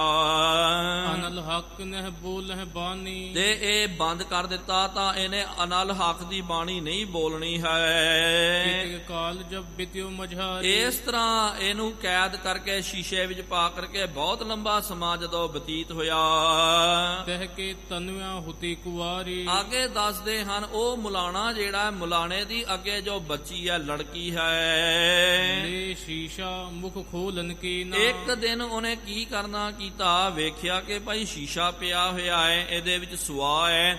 ਉਹਨੇ ਉਹ ਸ਼ੀਸ਼ੇ ਨੂੰ ਖੋਲਣਾ ਕੀਤਾ। ਸੂੰਘਿਓ ਲਖਿਓ ਸੁਗੰਧ ਬਹੀਨਾ। ਖੋਲ ਕਰਕੇ ਸਭ ਤੋਂ ਪਹਿਲੇ ਤਾਂ, ਕਿਉਂਕਿ ਕੋਈ ਚੀਜ਼ ਬਹੁਤ ਜ਼ਿਆਦੀ ਤੁਸੀਂ ਐਨ ਉਹਨੂੰ ਛੁਪਾ ਕਰਕੇ ਰੱਖੋ, ਵਧੀਆ ਸਾਂਭ ਕੇ ਰੱਖੋ। ਆਪਾਂ ਕਹਿੰਦੇ ਆ, ਸੋਚਦੇ ਆ ਕਿ ਭਾਈ ਕੋਈ ਖਾਣ ਵਾਲੀ ਜਾਂ ਸੁੰਘਣ ਵਾਲੀ ਵਧੀਆ ਵਸਤੂ ਹੋਵੇਗੀ। ਬੱਚੀ ਨੇ ਕੀ ਕਰਨਾ ਕੀਤਾ, ਸਭ ਤੋਂ ਪਹਿਲੇ ਉਹਨੂੰ ਸੂੰਘਣਾ ਕੀਤਾ। ਕਾੜ ਬੀਚ ਤੇ ਮੁਖ ਮਹਿ ਪਾਈ। ਤੇ ਵੇਖਿਆ ਕਿ ਇਹਦੇ ਵਿੱਚ ਤਾਂ ਕੋਈ ਗੰਧ ਨਹੀਂ ਆ ਰਹੀ ਹੈ, ਤੇ ਇਹ ਪਤਾ ਨਹੀਂ ਕੋਈ ਚੂਰਨ। ਸਭ ਤੋਂ ਪਹਿਲੇ ਲੈ ਕਰਕੇ ਉਹਨੂੰ ਨਾਸਾ ਪੁਟਾਂ ਦੇ ਨਾਲ ਸੂੰਘਦੇ ਹਾਂ। ਤੇ ਫਿਰ ਜੇ ਸੁਗੰਧੀ ਪ੍ਰਾਪਤ ਨਾ ਹੋਵੇ, ਆਪਾਂ ਉਹਨੂੰ ਲੈ ਕਰਕੇ ਚੱਖਦੇ ਆ, ਮੂੰਹ ਦੇ ਵਿੱਚ ਪਾਉਂਦੇ। ਇਹ ਹੈ ਤਾਂ ਭਾਈ ਕੀ ਹੈ, ਕੋਈ ਲੂਣ ਨਮਕ ਤਾਂ ਨਹੀਂ ਹੈ, ਜਾਂ ਕੋਈ ਦਵਾਈ ਬੂਟੀ ਤਾਂ ਨਹੀਂ ਹੈ। ਇਸ ਤਰ੍ਹਾਂ ਬੱਚੀ ਨੇ ਉਹਨੂੰ ਇੱਕ ਚੁਟਕੀ ਲੈ ਕਰਕੇ ਮੂੰਹ ਵਿੱਚ ਪਾਇਆ। ਕਛੂ ਨਾ ਸਾਧ ਤਾਹਿ ਕੋ ਆਈ। ਤੇ ਉਹਨੂੰ ਸ਼ੱਕ ਕਰਕੇ ਵੇਖਿਆ, ਕੋਈ ਉਹਦਾ ਸਵਾਦ ਨਹੀਂ ਆਇਆ, ਕੋਈ ਵਧੀਆ ਸਵਾਦ ਨਹੀਂ ਆਇਆ। ਹਿਰਦੇ ਵਿਚਾਰਤ ਇਹ ਕਿਆ ਹੋਈ। ਮਨ ਵਿੱਚ ਵਿਚਾਰਦੀ ਹੈ ਬੱਚੀ ਕਿ ਇਹ ਕੀ ਹੋ ਸਕਦੀ ਹੈ। ਸਾਧ ਸੁਗੰਧ ਨਾ ਜਿਸ ਮਹਿ ਕੋਈ। ਇਹਦੇ ਵਿੱਚ ਕੋਈ ਸਵਾਦ ਨਹੀਂ ਹੈ, ਸੁਗੰਧ ਵੀ ਨਹੀਂ ਹੈ। ਫਿਰ ਵੀ ਮੇਰੇ ਪਿਓ ਨੇ ਬਹੁਤ ਸਾਂਭ ਕਰਕੇ ਬੋਤਲ ਨੂੰ ਰੱਖਣਾ ਕੀਤਾ। ਪਿਤਨੇ ਆਨ ਧਰੀ ਕਰਮਾਹੀ। ਮੇਰੇ ਪਿਤਾ ਨੇ ਕਿਉਂ ਇਹਨੂੰ ਇਹ ਸਵਾ ਜੋ ਹੈ ਵਿਅਰਥ ਦੀ ਸਵਾ ਨੂੰ ਘਰ ਵਿੱਚ ਕਿਉਂ ਲਿਆ ਕਰਕੇ ਰੱਖਣਾ ਕੀਤਾ। ਕਿਸੂ ਕਾਜ ਕੀ ਦੀਸਤ ਨਾਹੀ। ਇਹ ਤਾਂ ਕੋਈ ਕੰਮ ਦੀ ਦਿਸਦੀ ਨਹੀਂ ਹੈ, ਕੋਈ ਕੰਮ ਦੀ ਇਹ ਨਜ਼ਰ ਨਹੀਂ ਆ ਰਹੀ ਹੈ। ਕਈ ਵਾਰੀ ਕੁਝ ਚੀਜ਼ਾਂ ਇਹੋ ਜਿਹੀਆਂ ਹੁੰਦੀਆਂ ਘਰ ਦੇ ਵਿੱਚ ਵਿਅਰਥ ਪਈਆਂ ਹੋਈਆਂ ਹੁੰਦੀਆਂ। ਆਪਾਂ ਕਹਿੰਦੇ ਆ ਜੀ ਵਿਅਰਥ ਦੇ ਵਿੱਚ ਜੀ ਇਹਨਾਂ ਜਨਾਨੀਆਂ ਨੂੰ, ਇਹਨਾਂ ਨੂੰ ਬਜ਼ੁਰਗਾਂ ਨੂੰ ਕੰਮ ਨਹੀਂ ਹੁੰਦਾ, ਸਾਂਭ ਕੇ ਰੱਖਦੇ ਹਨ। ਉਹ ਬੱਚੀ ਦੇ ਵੀ ਮਨ ਵਿੱਚ ਆਇਆ, ਲੱਗਦਾ ਕਿ ਇਹਨਾਂ ਬਜ਼ੁਰਗਾਂ ਨੇ ਵਿਅਰਥ ਵਿੱਚ ਇਹਨੂੰ ਸਾਂਭ ਕੇ ਰੱਖਿਆ ਹੈ। ਤਬ ਤੇ ਹਮਲ ਰਹਿਓ ਤਿਸ ਤਾਈ। ਤੇ ਇੱਥੇ ਬਚਨ ਕਰਦੇ ਹਨ ਪਿਆਰਿਓ। ਤੇ ਜਦੋਂ ਆਪਾਂ ਸੂਫੀਆਂ ਦਾ ਇਹ ਸਾਹਿਤ ਪੜ੍ਹਦੇ ਆ, ਉਹਨਾਂ ਦੇ ਵਿੱਚ ਵੀ ਇਹ ਸਾਖੀ ਪ੍ਰਾਪਤ ਹੁੰਦੀ ਹੈ। ਸ਼ਮਸ਼ ਤਬਰੇਜ਼ ਖਾਨ ਇਹ ਸੂਫੀ ਸਿਲਸਿਲਿਆਂ ਦੇ ਵਿੱਚੋਂ ਆਉਂਦੇ ਹਨ। ਤੇ ਕਹਿੰਦੇ ਕਿ ਉਹ ਉਹਨਾਂ ਦੇ ਵੀ ਗ੍ਰੰਥਾਂ ਵਿੱਚ ਲਿਖਿਆ ਗਿਆ, ਉਹ ਬੱਚੀ ਨੇ ਉਹ ਚੁਟਕੀ ਲੈ ਕਰਕੇ ਜਦੋਂ ਮੂੰਹ ਵਿੱਚ ਪਾ ਲਿਆ ਤੇ ਉਹਦਾ ਗਰਭ ਜਿਹੜਾ ਉਹਦੇ ਕਰਕੇ ਟਿਕ ਗਿਆ ਹੈ। ਕੀਤਿਕ ਦਿਨ ਪੇ ਚਹਿਨ ਲਖਾਈ। ਤੇ ਕਈ ਦਿਨਾਂ ਤੋਂ ਬਾਅਦ ਉਹ ਚੈਨ ਉਭਰ ਕੇ ਆ ਰਹੇ ਹਨ। ਕਿਉਂਕਿ ਕੋਈ ਗਰਭਵਤੀ ਇਸਤਰੀ ਹੋਵੇ, ਉਹਨੂੰ ਪਿਆਰਿਓ ਫਿਰ ਸਿਆਣੇ ਉਸੇ ਵੇਲੇ ਪਰਖ ਲੈਂਦੇ ਹਨ, ਉਹਦਾ ਪੇਟ ਬਾਹਰ ਆ ਜਾਂਦਾ। ਇਸ ਤਰ੍ਹਾਂ ਇਹਨਾਂ ਦੇ ਪਰਿਵਾਰ ਵਾਲਿਆਂ ਨੇ, ਮਾਤਾ ਪਿਤਾ ਨੇ ਤੱਕਿਆ ਤੇ ਬਹੁਤ ਅਚੰਭਾ ਹੋਇਆ ਕਿ ਬੱਚੀ ਤਾਂ ਛੋਟੀ ਹੈ, ਕੁਵਾਰੀ ਬੱਚੀ ਹੈ, ਲੇਕਿਨ ਇਹਦੇ ਗਰਭ ਦਾ ਇਹਨਾਂ ਗਰਮ ਕਿਉਂ ਧਾਰਨ ਕਰ ਲਿਆ। ਮਾਦਰ ਪਿਦਰ ਪਿਖਤ ਬਿਸਮਾਨੇ। ਉਹਦੀ ਮਾਤਾ ਤੇ ਉਹਦਾ ਪਿਤਾ ਬਹੁਤ ਜ਼ਿਆਦਾ ਵਿਸਮਿਤ ਹੋਇਆ ਹੈ। ਉਹਨਾਂ ਨੇ ਬਹੁਤ ਸ਼ੰਕੇ ਕਰਨੇ ਕੀਤੇ, ਇਹ ਕਿਉਂ ਹੋਇਆ ਹੈ। ਦੁਖਤਰ ਕੋ ਕੁਕਰਮ ਪਹਿਚਾਨੇ। ਉਹਨਾਂ ਨੇ ਸੋਚਿਆ ਕਿ ਲੱਗਦਾ ਕਿ ਮੇਰੀ ਬੱਚੀ ਨੇ ਕੋਈ ਕੁਕਰਮ ਕਰਨਾ ਕੀਤਾ, ਆਪਣਾ ਮੂੰਹ ਕਾਲਾ ਕੀਤਾ ਕਿਤੇ ਨਾਲ, ਇਹਦੇ ਕਰਕੇ ਲੱਗਦਾ ਇਹਦਾ ਗਰਭ ਧਾਰਨ ਹੋ ਗਿਆ। ਚਿਤ ਮਹਿ ਚਿੰਤਾ ਬਧੀ ਵਿਸ਼ਾਲਾ। ਚਿੱਤ ਦੇ ਵਿੱਚ ਮਾਤਾ ਪਿਤਾ ਦੇ ਬਹੁਤ ਜ਼ਿਆਦੀ ਚਿੰਤਾ ਵੱਧ ਗਈ ਹੈ, ਕਿਉਂਕਿ ਇਸ ਤਰ੍ਹਾਂ ਕੁਝ ਹੋ ਜਾਵੇ। ਕਿਉਂਕਿ ਜਦੋਂ ਵਿਆਹ ਹੋ ਜਾਵੇ ਨਾ ਬੱਚੀ ਦਾ, ਉਹ ਤੋਂ ਬਾਅਦ ਫਿਰ ਪਰਿਵਾਰ ਵਾਲੇ ਕਾਮਨਾ ਕਰਦੇ ਹਨ ਤੇ ਸਹੁਰਾ ਪਰਿਵਾਰ ਤੇ ਪੇਕਾ ਪਰਿਵਾਰ ਵੀ ਅਰਦਾਸਾਂ ਕਰਦੇ, ਬੇਨਤੀਆਂ ਕਰਦੇ ਕਿ ਭਾਈ ਇਹਨੂੰ ਬੱਚੇ ਦੀ ਦਾਤ ਪ੍ਰਾਪਤ ਹੋਵੇ, ਇਹਦੀ ਝੋਲੀ ਹਰੀ ਭਰੀ ਹੋ ਜਾਵੇ। ਲੇਕਿਨ ਉਹੀ ਕੁਆਰੀ ਬੱਚੀ ਪਿਆਰਿਓ ਜਦੋਂ ਗਰਭ ਨੂੰ ਧਾਰਨ ਕਰ ਲੈਂਦੀ ਹੈ, ਉਹਦੀ ਝੋਲੀ ਹਰੀ ਭਰੀ ਹੋ ਜਾਂਦੀ ਹੈ, ਤਾਂ ਉਹਨੂੰ ਕੋਈ ਸਤਿਕਾਰ ਨਹੀਂ ਕਰਦਾ। ਸਾਰੇ ਕਹਿੰਦੇ ਜੀ ਇਹਨੇ ਪਾਪ ਕੀਤਾ, ਗਲਤ ਕੰਮ ਕੀਤਾ, ਪਤਾ ਨਹੀਂ ਕਿਹਦਾ ਪਾਪ ਪਲ ਰਿਹਾ। ਪਰਿਵਾਰ ਵਾਲੇ ਵੀ ਬੜੇ ਪਰੇਸ਼ਾਨ ਹੋ ਗਏ। ਕਿ ਹੁਣ ਕੀ ਕੀਤਾ ਜਾਵੇ। ਕਿਉ ਵਿਚਾਰ ਕੀਨੂ ਤਹ ਕਾਲਾ। ਉਹਨਾਂ ਨੇ ਇਸ ਤਰ੍ਹਾਂ ਮਨ ਵਿੱਚ ਵਿਚਾਰ ਕਰਨੀ ਕੀਤੀ ਹੈ, ਕਿਉਂਕਿ ਅਜੋਕਾ ਜ਼ਮਾਨਾ ਹੁੰਦਾ ਤਾਂ ਪਿਆਰਿਓ ਕੋਈ ਗੱਲ ਨਹੀਂ ਹੈ, ਬਹੁਤ ਸਾਰੇ ਸਾਧਨ ਬਣ ਗਏ ਤੇ ਇਹੋ ਜਿਹੀਆਂ ਦਵਾਈਆਂ ਬਣ ਗਈਆਂ, ਖਵਾ ਦਿਓ ਤੇ ਖੁਦ ਬਾ ਖੁਦ ਗਰਭਪਾਤ ਹੋ ਜਾਂਦਾ। ਜਾਂ ਤਾਂ ਕਈ ਡਾਕਟਰ ਵੀ ਇਹੋ ਜਿਹੇ ਬੈਠੇ ਹੋਏ ਹਨ, ਪਤਾ ਲਾ ਲੈਂਦੇ ਕਿ ਅੰਦਰ ਗਰਭ ਦੇ ਵਿੱਚ ਕੀ ਪਲ ਰਿਹਾ, ਉਸੇ ਵੇਲੇ ਉਹਦਾ ਗਰਭਪਾਤ ਕਰਾ ਦਿੰਦੇ। ਲੇਕਿਨ ਉਹ ਪੁਰਾਣਾ ਜ਼ਮਾਨਾ ਸੀ, ਇਹਨਾਂ ਨੇ ਵਿਚਾਰ ਕਰਨੀ ਕੀਤੀ। ਇਸ ਕੋ ਮਾਰਨ ਹੈ ਸ਼ੁਭ ਕਾਜਾ। ਉਹਨਾਂ ਨੇ ਵਿਚਾਰ ਕੀਤੀ ਹੈ ਕਿ ਆ ਬੱਚੀ ਜਿਹੜੀ ਹੈ, ਆਪਾਂ ਬੱਚੀ ਨੂੰ ਹੀ ਮਾਰ ਦਈਏ, ਇਹਨੂੰ ਖਤਮ ਕਰ ਦਈਏ ਤੇ ਫਿਰ ਆਪਾਂ ਬਦਨਾਮੀ ਤੋਂ ਵੀ ਬਚ ਜਾਵਾਂਗੇ। ਬਹੁਤ ਵੱਡੀ ਪਿਆਰਿਓ ਇਹ ਬਦਨਾਮੀ ਹੈ, ਕਿਉਂਕਿ ਪਹਿਲੇ ਜ਼ਮਾਨਿਆਂ ਦੇ ਵਿੱਚ ਤੇ ਇਹਨਾਂ ਚੀਜ਼ਾਂ ਦੀ ਬਹੁਤ ਜ਼ਿਆਦਾ ਮਹੱਤਵਤਾ ਸੀ, ਬਹੁਤ ਜ਼ਿਆਦਾ ਇਹਨਾਂ ਚੀਜ਼ਾਂ ਨੂੰ ਧਿਆਨ ਦੇ ਵਿੱਚ ਰੱਖਦੇ ਸਨ। ਜਤ ਸਤ ਦੇ ਚੀਜ਼ ਹੈ, ਜਿੰਨਾ ਆਪਾਂ ਮਰਿਆਦਾ ਦੇ ਵਿੱਚ ਰਵਾਂਗੇ, ਜਿੰਨਾ ਪਿਆਰਿਓ ਆਪਾਂ ਲੋਕ ਲਾਜ ਨੂੰ ਮੰਨ ਕੇ ਚੱਲਾਂਗੇ, ਆਪਣੇ ਪਰਿਵਾਰ ਦੀ ਜੋ ਹੈ ਮਾਨ ਮਨੌਤ ਨੂੰ ਲੈ ਕਰਕੇ ਤੇ ਉਹਨੂੰ ਲੈ ਕਰਕੇ ਚੱਲਾਂਗੇ, ਉਨਾ ਜ਼ਿਆਦਾ ਪਿਆਰਿਓ ਉਹਨਾਂ ਬੱਚੀਆਂ ਦਾ ਤੇ ਉਹਨਾਂ ਬੱਚਿਆਂ ਦਾ ਜਸ ਹੁੰਦਾ। ਹਾਂ, ਅੱਜ ਕੀ ਹੋ ਰਿਹਾ ਹੈ, ਜ਼ਿਆਦਾ ਕਰਕੇ ਤਾਂ ਹਰ ਕੋਈ ਕਹਿੰਦਾ ਜੀ ਫੈਸ਼ਨ ਪ੍ਰਸਤੀ ਦੇ ਵਿੱਚ, ਹਰ ਕੋਈ ਕਹਿੰਦਾ ਜੀ ਸਾਨੂੰ ਸੁਤੰਤਰਤਾ ਚਾਹੀਦੀ ਹੈ। ਨਿੱਕੇ ਨਿੱਕੇ ਬੱਚਿਆਂ ਨੂੰ ਜਾ ਕਰਕੇ ਪੁੱਛੋ, ਉਹ ਕਹਿੰਦੇ ਜੀ ਸਾਨੂੰ ਆਜ਼ਾਦੀ ਚਾਹੀਦੀ ਹੈ, ਸੁਤੰਤਰਤਾ ਚਾਹੀਦੀ ਹੈ। ਇੱਕ ਪਿਆਰਿਓ ਕਾਦੀ ਆਜ਼ਾਦੀ ਹੈ? ਮੂੰਹ ਕਾਲਾ ਕਰਾਉਣਾ, ਇਹ ਆਜ਼ਾਦੀ ਕਾਦੀ ਆਜ਼ਾਦੀ ਹੈ? ਇਹਦੇ ਨਾਲ ਤਾਂ ਬਸ ਇੱਕ ਤਾਂ ਮੂੰਹ ਕਾਲਾ ਹੋ ਜਾਂਦਾ, ਪਰਿਵਾਰ ਵੀ ਜਿਹੜੇ ਹਨ ਬੜੇ ਪਰੇਸ਼ਾਨ ਹੋ ਜਾਂਦੇ। ਲੇਕਿਨ ਸਮਾਂ ਵੀ ਪਿਆਰਿਓ ਕਈ ਵਾਰੀ ਇਸ ਤਰ੍ਹਾਂ ਦਾ ਚੱਲ ਰਿਹਾ, ਇਹਨੂੰ ਵੀ ਲੋਕਾਂ ਨੇ ਫੈਸ਼ਨ ਬਣਾ ਲਿਆ। ਲੇਕਿਨ ਕਿਸੇ ਜ਼ਮਾਨੇ ਦੇ ਵਿੱਚ ਪਿਆਰਿਓ ਇਹ ਬਹੁਤ ਵੱਡੇ ਪਾਪ ਮੰਨੇ ਜਾਂਦੇ ਸਨ। ਅੱਜ ਜ਼ਮਾਨਾ ਬਦਲ ਗਿਆ, ਲੇਕਿਨ ਫਿਰ ਵੀ ਪਿਆਰਿਓ ਗੁਰਮਤ ਕਦੇ ਇਸ ਚੀਜ਼ ਦੀ ਇਜਾਜ਼ਤ ਨਹੀਂ ਦਿੰਦੀ ਹੈ। ਗੁਰਮਤ ਵੀ ਇਹੀ ਕਹਿੰਦੀ ਹੈ, ਮਹਾਰਾਜ ਨੇ ਵੀ ਇਹੀ ਕਿਹਾ, ਨਿਜ ਨਾਰੀ ਕੈ ਸਾਥ ਨੇਹ ਤੁਮ ਨਿਤ ਬਢਈਓ, ਉਹ ਪਰ ਨਾਰੀ ਕੀ ਸੇਜ ਭੂਲ ਸੁਪਨੇ ਹੂੰ ਨਾ ਜਈਓ ਕਰਕੇ। ਸਭ ਜਗ ਮਹਿ ਰਹਿ ਆਵਤ ਲਾਜਾ। ਮਾਤਾ ਪਿਤਾ ਨੇ ਸੋਚਿਆ ਕਿ ਇਹਨੂੰ ਮਾਰ ਦਵਾਂਗੇ, ਜਿਸ ਤਰ੍ਹਾਂ ਨਾ ਰਹੇਗਾ ਬਾਸ ਤੇ ਨਾ ਬਜੇਗੀ ਬਾਂਸੁਰੀ, ਇਹ ਬੱਚੀ ਨੂੰ ਹੀ ਆਪਾਂ ਮਾਰ ਦਵਾਂਗੇ ਤੇ ਇਹਨੇ ਬੱਚੇ ਦਾ ਅੱਗੇ ਜਨਮ ਨਹੀਂ ਦੇਣਾ, ਆਪਣੀ ਇੱਜ਼ਤ ਪੱਤ ਰਹਿ ਜਾਵੇਗੀ, ਲੋਕਾਂ ਦੇ ਵਿੱਚ ਸਾਡੀ ਨੱਕ ਰਹਿ ਜਾਵੇਗੀ। ਨਹੀਂ ਤਾਂ ਲੋਕਾਂ ਨੇ ਕਹਿਣਾ ਲੈ ਭਈ ਬੜਾ ਮੂੰਹ ਲੈ ਕਰਕੇ ਗੱਲ ਕਰਦਾ, ਤੇਰੇ ਬੱਚੀ ਨੇ ਤਾਂ ਵਿਆਹ ਤੋਂ ਪਹਿਲੇ ਹੀ ਮੂੰਹ ਕਾਲਾ ਕਰਵਾ ਲਿਆ ਕਰਕੇ। ਜਦੋਂ ਪਿਆਰਿਓ ਉਹ ਮੁਲਾਣੇ ਨੇ ਰਾਤ ਨੂੰ ਜਦੋਂ ਐਨ ਲੰਬਾ ਪੈ ਗਿਆ, ਸੌਂ ਗਿਆ, ਇਸ ਪ੍ਰਕਾਰ ਕੋ ਸੁਪਨੋ ਹੋਇ, ਉਹਨੂੰ ਰਾਤ ਨੂੰ ਇਸ ਤਰ੍ਹਾਂ ਸੁਪਨਾ ਆਇਆ ਹੈ। ਦੁਖਤਰ ਮਾਰਨ ਜੋ ਮਨ ਠਾਨੀ। ਸੁਪਨੇ ਵਿੱਚ ਕੀ ਆਇਆ ਕਿ ਭਾਈ ਜਿਸ ਤਰ੍ਹਾਂ ਤੂੰ ਨੇ ਮਨ ਵਿੱਚ ਪੱਕਾ ਕਰ ਲਿਆ ਆਪਣੇ ਬੇਟੀ ਦਾ ਕਤਲ ਕਰਨਾ, ਇਹਨੂੰ ਮਾਰ ਦੇਣਾ, ਜੇ ਤੂੰ ਇਹ ਕੰਮ ਕਰੇਗਾ ਤੈਨੂੰ ਬਹੁਤ ਵੱਡਾ ਪਾਪ ਲੱਗ ਜਾਵੇਗਾ, ਸਭ ਤੋਂ ਵੱਡਾ ਪਾਪ ਚਿੰਮੜ ਜਾਵੇਗਾ, ਨਾਸ਼ ਹੋਏਗੋ ਤੋਰ ਤਦਾਈ, ਤੇਰਾ ਸਾਰਾ ਪਰਿਵਾਰ ਨਿਸ਼ਤੋ ਨਬੂਤ ਹੋ ਜਾਵੇਗਾ, ਖਤਮ ਹੋ ਜਾਵੇਗਾ, ਗਰਕ ਜਾਵੇਗਾ। ਨਾਹੀਂ ਤਾਂ ਤਜਦੇ ਹੋ ਇਸ ਮਤ ਤਾਈ, ਨਹੀਂ ਤਾਂ ਜੇ ਤੂੰ ਬਚਣਾ ਚਾਹੁੰਦਾ ਨਾ, ਇਹ ਮਤ ਦਾ ਤੂੰ ਤਿਆਗ ਕਰ ਦੇਣਾ ਕਰ। ਭਾਵ ਕਿ ਆਪਣੇ ਬੱਚੀ ਨੂੰ ਮਾਰਨ ਦਾ ਜੇ ਤੂੰ ਸਕੀਮ ਸੋਚ ਰਿਹਾ ਨਾ, ਇਹਨੂੰ ਮੈਂ ਮਾਰ ਦਵਾਂਗਾ, ਜ਼ਹਿਰ ਦੇ ਕਰਕੇ ਖਤਮ ਕਰ ਦਵਾਂਗਾ, ਇਹ ਤਾਂ ਤੂੰ ਬਚ ਜਾਣਾ ਕਰ, ਇਹ ਕੁਕਰਮ ਨਾ ਕਰਨਾ ਕਰੀ। ਇਹਦੇ ਮੁਲਾਨੇ ਭੈ ਤਬ ਖਾਈ, ਤੇ ਉਸ ਵੇਲੇ ਉਹ ਮੁਲਾਨੇ ਨੇ ਮਨ ਵਿੱਚ ਬਹੁਤ ਜ਼ਿਆਦਾ ਭੈ ਮੰਨਿਆ ਹੈ। ਰਾਖੀ ਦੁਖਤਰ ਸਦਨ ਦੁਰਾਈ, ਉਹਨੇ ਆਪਣੀ ਬੱਚੀ ਨੂੰ ਫਿਰ ਕੀ ਕਰਨਾ ਕੀਤਾ, ਅੰਦਰ ਬਾਹਰ ਛੁਪਾ ਕਰਕੇ ਰੱਖਿਆ, ਕਿਉਂਕਿ ਇਸ ਜੋ ਸਮਾਂ ਹੁੰਦਾ ਜ਼ਿਆਦਾ ਕਰਕੇ ਦੂਜੇ ਤੀਜੇ ਮਹੀਨੇ ਤੋਂ ਪਤਾ ਲੱਗਣਾ ਸ਼ੁਰੂ ਹੋ ਜਾਂਦਾ ਕਿ ਬੱਚੀ ਨੇ ਗਰਭ ਧਾਰਨ ਕਰਨਾ ਕੀਤਾ। ਤੇ ਇਹਨੇ ਕੀ ਕਰਨਾ ਕੀਤਾ ਕਿ ਬੱਚੀ ਨੂੰ ਚੁੱਪਚਾਪ ਅੰਦਰ ਛੁਪਾ ਕਰਕੇ ਰੱਖਿਆ ਕਿ ਕੋਈ ਨਿਗਾਹ ਦੇ ਵਿੱਚ ਨਾ ਆ ਜਾਵੇ, ਕੋਈ ਬਾਰੀ ਬੰਦਾ ਵੇਖ ਲਵੇ ਤੇ ਪ੍ਰਚਾਰ ਹੋ ਜਾਵੇਗਾ। ਉਹਨਾਂ ਨੇ ਕਹਿ ਦੇਣਾ ਕਿ ਲਓ ਜੀ ਫਲਾਣੇ ਦੀ ਬੱਚੀ ਜਿਹੜੀ ਹੈ ਉਹਨੇ ਤਾਂ ਗਰਭ ਧਾਰਨ ਕਰਨਾ ਕੀਤਾ। ਆਪਣੀ ਸਾਖ ਨੂੰ ਬਚਾਉਣ ਵਾਸਤੇ ਬੱਚੀ ਨੂੰ ਉਹਨੇ ਘਰ ਵਿੱਚ ਛੁਪਾ ਕੇ ਰੱਖਿਆ ਕਈ ਮਹੀਨੇ। ਭਇਓ ਮਾਸ ਮਾਸ 9 ਜਨਮਿਓ ਬਾਲ। ਜਦੋਂ 9 ਮਹੀਨੇ ਬਤੀਤ ਹੋਏ ਤੇ ਉਹ ਕੁਆਰੀ ਬੱਚੀ ਦੇ ਉਦਰ ਤੋਂ ਬੱਚੇ ਦਾ ਜਨਮ ਹੋਇਆ। ਲਇਓ ਮੁਲਾ ਨੇ ਕਰ ਤਤਕਾਲ। ਤੇ ਮੁਲਾਨੇ ਨੇ ਕੀ ਕਰਨਾ ਕੀਤਾ, ਤਤਕਾਲ ਉਹ 9 ਜਨਮਾਂ ਜੋ ਬੱਚਾ ਬਾਲਕ ਜਿਹੜਾ ਉਹਨੂੰ ਲੈ ਕਰਕੇ ਇੱਕ ਮਟਕੇ ਕੇ ਭੀਤਰ ਡਾਰਾ। ਇੱਕ ਮਟਕਾ ਜਿਹੜਾ ਹੈ ਮਟਕੇ ਦੇ ਵਿਚਕਾਰ ਉਹਨੂੰ ਰੱਖ ਦਿੱਤਾ, ਉਹਨੂੰ ਪਾ ਦਿੱਤਾ। ਮੂੰਦ ਬਹਾਇਓ ਨਦੀ ਮਝਾਰਾ। ਉਹ ਮਟਕੇ ਨੂੰ ਉੱਤੋਂ ਬੰਦ ਕਰ ਦਿੱਤਾ ਤੇ ਕੱਪੜੇ ਦੇ ਨਾਲ ਬੰਦ ਕਰਕੇ ਉਹਦਾ ਮੂੰਹ ਤਾਂ ਨੂੰ ਕਰਕੇ ਨਦੀ ਦੇ ਵਿੱਚ ਉਹਨੂੰ ਬਹਾ ਦਿੱਤਾ ਗਿਆ। ਗਾਜਰ ਹੁਤੋ ਤੀਰ ਪਰ ਬਾਰੀ। ਤੇ ਇਸ ਤਰ੍ਹਾਂ ਪਿਆਰਿਓ ਕੀ ਹੋਇਆ, ਤੇ ਉਹ ਮਟਕਾ ਜਦੋਂ ਜਾ ਰਿਹਾ ਸੀ ਨਦੀ ਦੇ ਵਹਿਣ ਦੇ ਵਿੱਚ ਵਹੀ ਜਾ ਰਿਹਾ ਤੇ ਅੱਗੇ ਨਦੀ ਦੇ ਕਿਨਾਰੇ ਇੱਕ ਧੋਬੀ ਜੋ ਹੈ ਉਹ ਕੱਪੜੇ ਨੂੰ ਧੋ ਰਿਹਾ ਹੈ ਆ ਰਿਹਾ। ਉਹਨੇ ਜਾ ਕਰਕੇ ਮਟਕੇ ਨੂੰ ਫੜਿਆ, ਫੜ ਕੇ ਕੀ ਤੱਕਦਾ, ਅੰਦਰ ਇੱਕ 9 ਜਨਮਾ ਬੱਚਾ ਜਿਹੜਾ ਬੈਠਿਆ ਹੋਇਆ ਸੁਲਾਇਆ ਹੋਇਆ ਹੈ। ਉਹਨੇ ਮਟਕੇ ਦੇ ਵਿੱਚੋਂ ਬੱਚੇ ਨੂੰ ਕੱਢ ਲਿਆ।